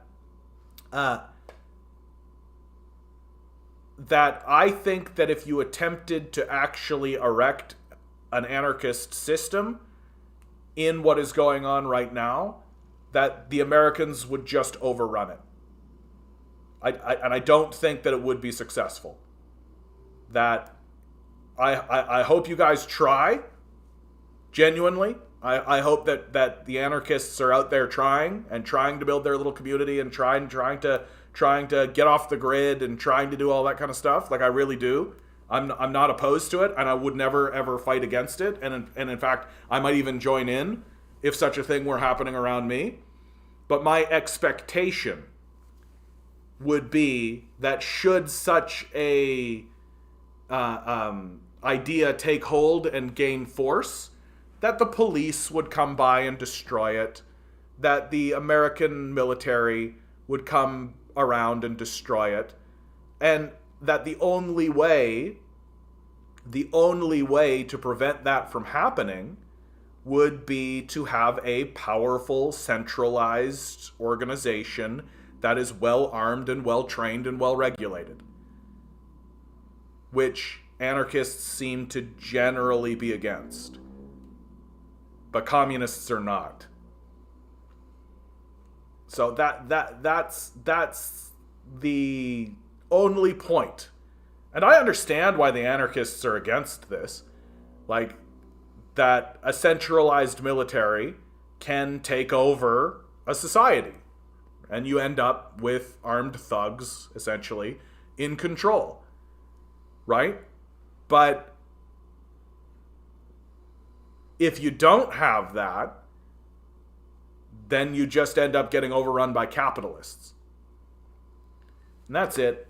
That's the only sticking point that I have ever had with any anarchist at any time. And it's the only reason I don't consider myself an anarchist. Is because I think that ultimately, if we were to achieve something that was anarchism, it would happen through a period of centralized state bureaucracy. And I don't think you can avoid it. That the American military exists, it's proven over and over and over and over and over and over and over again that it's a psychopathic monster that will run into your town and destroy it. It's given you all the evidence that it possibly can. And it's nice to believe that we will simply be able to organize ourselves and create these agrarian systems and these non-hierarchical horizontal structures, but I just don't think it'll survive very long, because the military will come in and destroy it.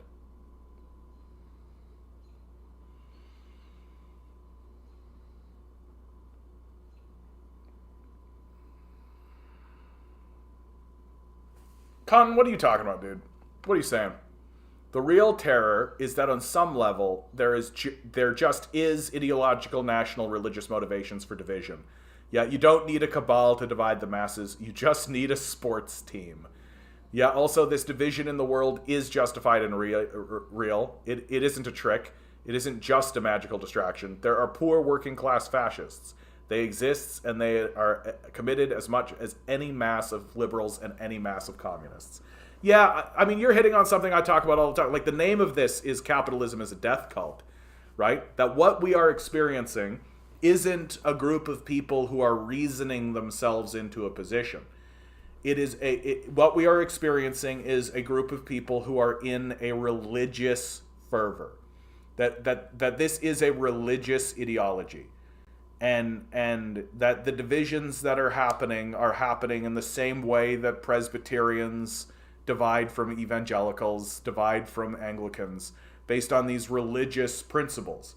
That none of it is based in any kind of like, okay, well, what really exists? And how do we interact appropriately with reality? It is all rooted very deeply in a religious ideology, which is why so much of the arguments that come out of capitalists these days are not economic arguments, that they are religious arguments.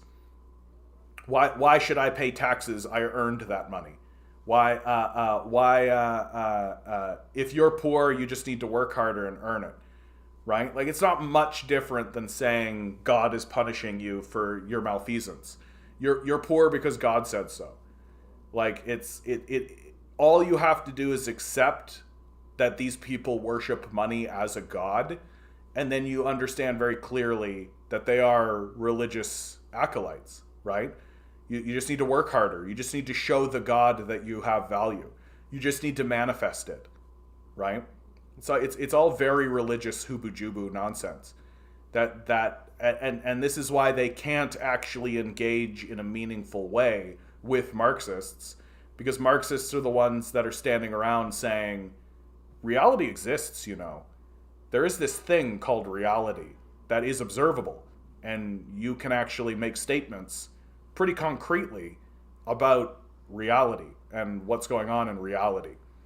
And if you actually observe reality, you can see that there are situations and there are structures in which just work hard isn't a valid solution, right? Like if you take someone and throw them into the middle of the ocean, and I don't care if they're Michael Phelps or not, if you take that person and throw them into the middle of the ocean, they will drown. And it doesn't matter how loudly you scream, just keep swimming, right? If you throw a person into the middle of the ocean and scream at them until you're blue in the face, just swim harder, then you will watch them drown. And if you do so from a yacht that's loaded with boats that you could send out to save them, then you're a fucking psychopath. And that's exactly what we're doing, right? But the person on the boat genuinely believes that the reason why the person drowned is because they didn't swim hard enough. And they'll drive away from the corpse bobbing up and down in the water, shaking their head, saying, if only they had just swum harder. They just needed to believe more and just keep swimming harder. That's the nature of the system that we live in right now. That we are watching people drown in an ocean from yachts that we could easily get them into, saying it's their fault they drowned. It's a religious ideology. 100%.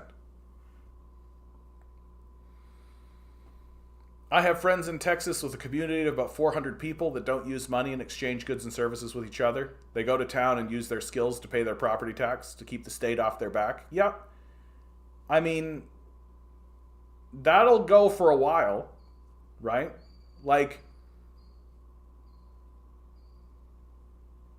it's only a matter of time before the local police or the local state turns on that. Like, no bullshit at all. Like I'm gonna tell it to you as straight as I possibly can. Eventually, the capitalists will see the threat of this if it continues to grow and it continues to spread, and they will send their police forces against it to destroy it. Don't think they won't. Do not fool yourself. Do not say, but we're paying our taxes. Oh, but we're following the rules. We're doing everything right. That is all fucking bullshit. If this continues to grow, if this continues to get bigger, if people start to look at it and say, oh, that's an interesting way to do things, if people begin to involve themselves more seriously in that, the capitalists will 100% guaranteed, written in the stars as destiny, send armed police officers sent by the power of the state to the houses of these people, and they will blow them up with tanks. They will burn them down and they will murder their leaders. This will 100% happen. And if you do not have armed, ready to shoot guns, you will be rolled over. I promise you. Do not believe that you are dealing with rational people. Do not believe that you are dealing with people who are interested in the law. These people are interested in their own sense of power and prestige and wealth. And once they see the threat that that community represents, they will destroy it with armed force.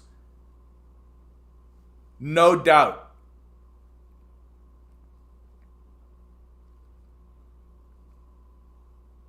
The belief in authority and government is the world's most dangerous religion. The true believers, order followers, have manifested all terrible things in existence we see today. When I mean order followers, I mean the military and police that are true believers in order, followers of the politicians and ruling class. Yeah. Like,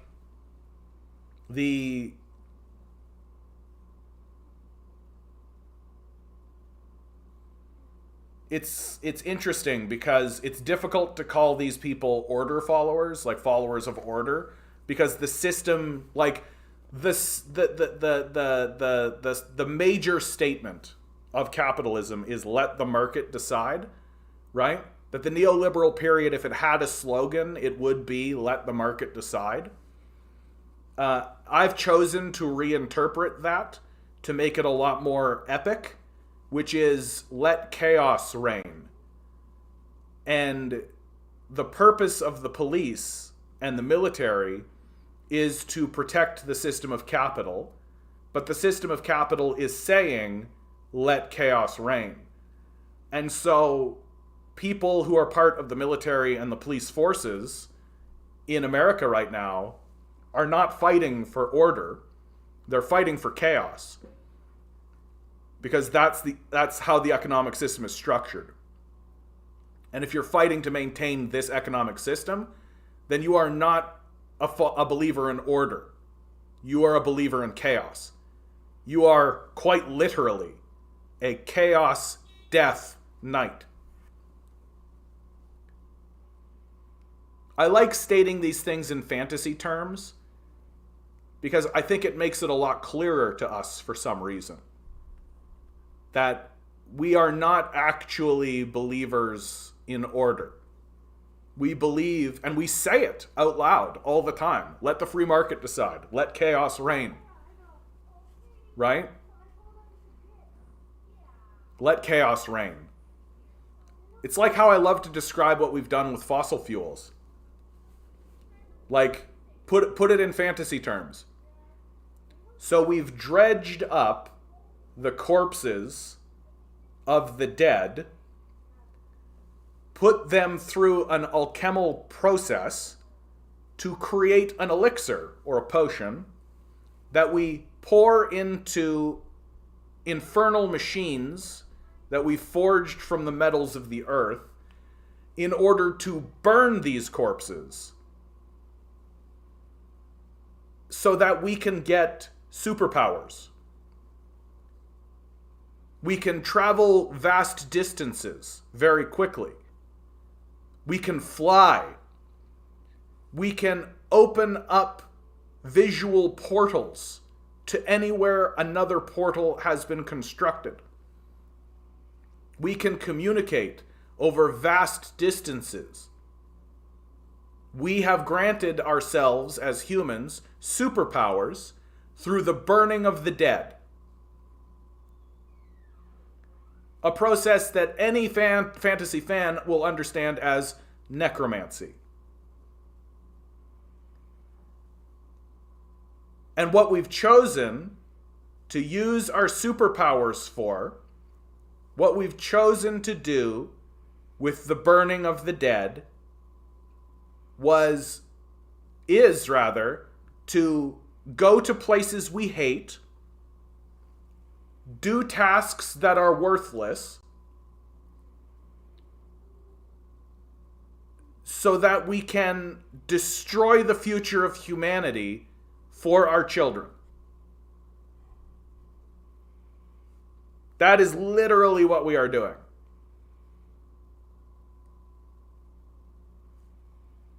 And we still do it.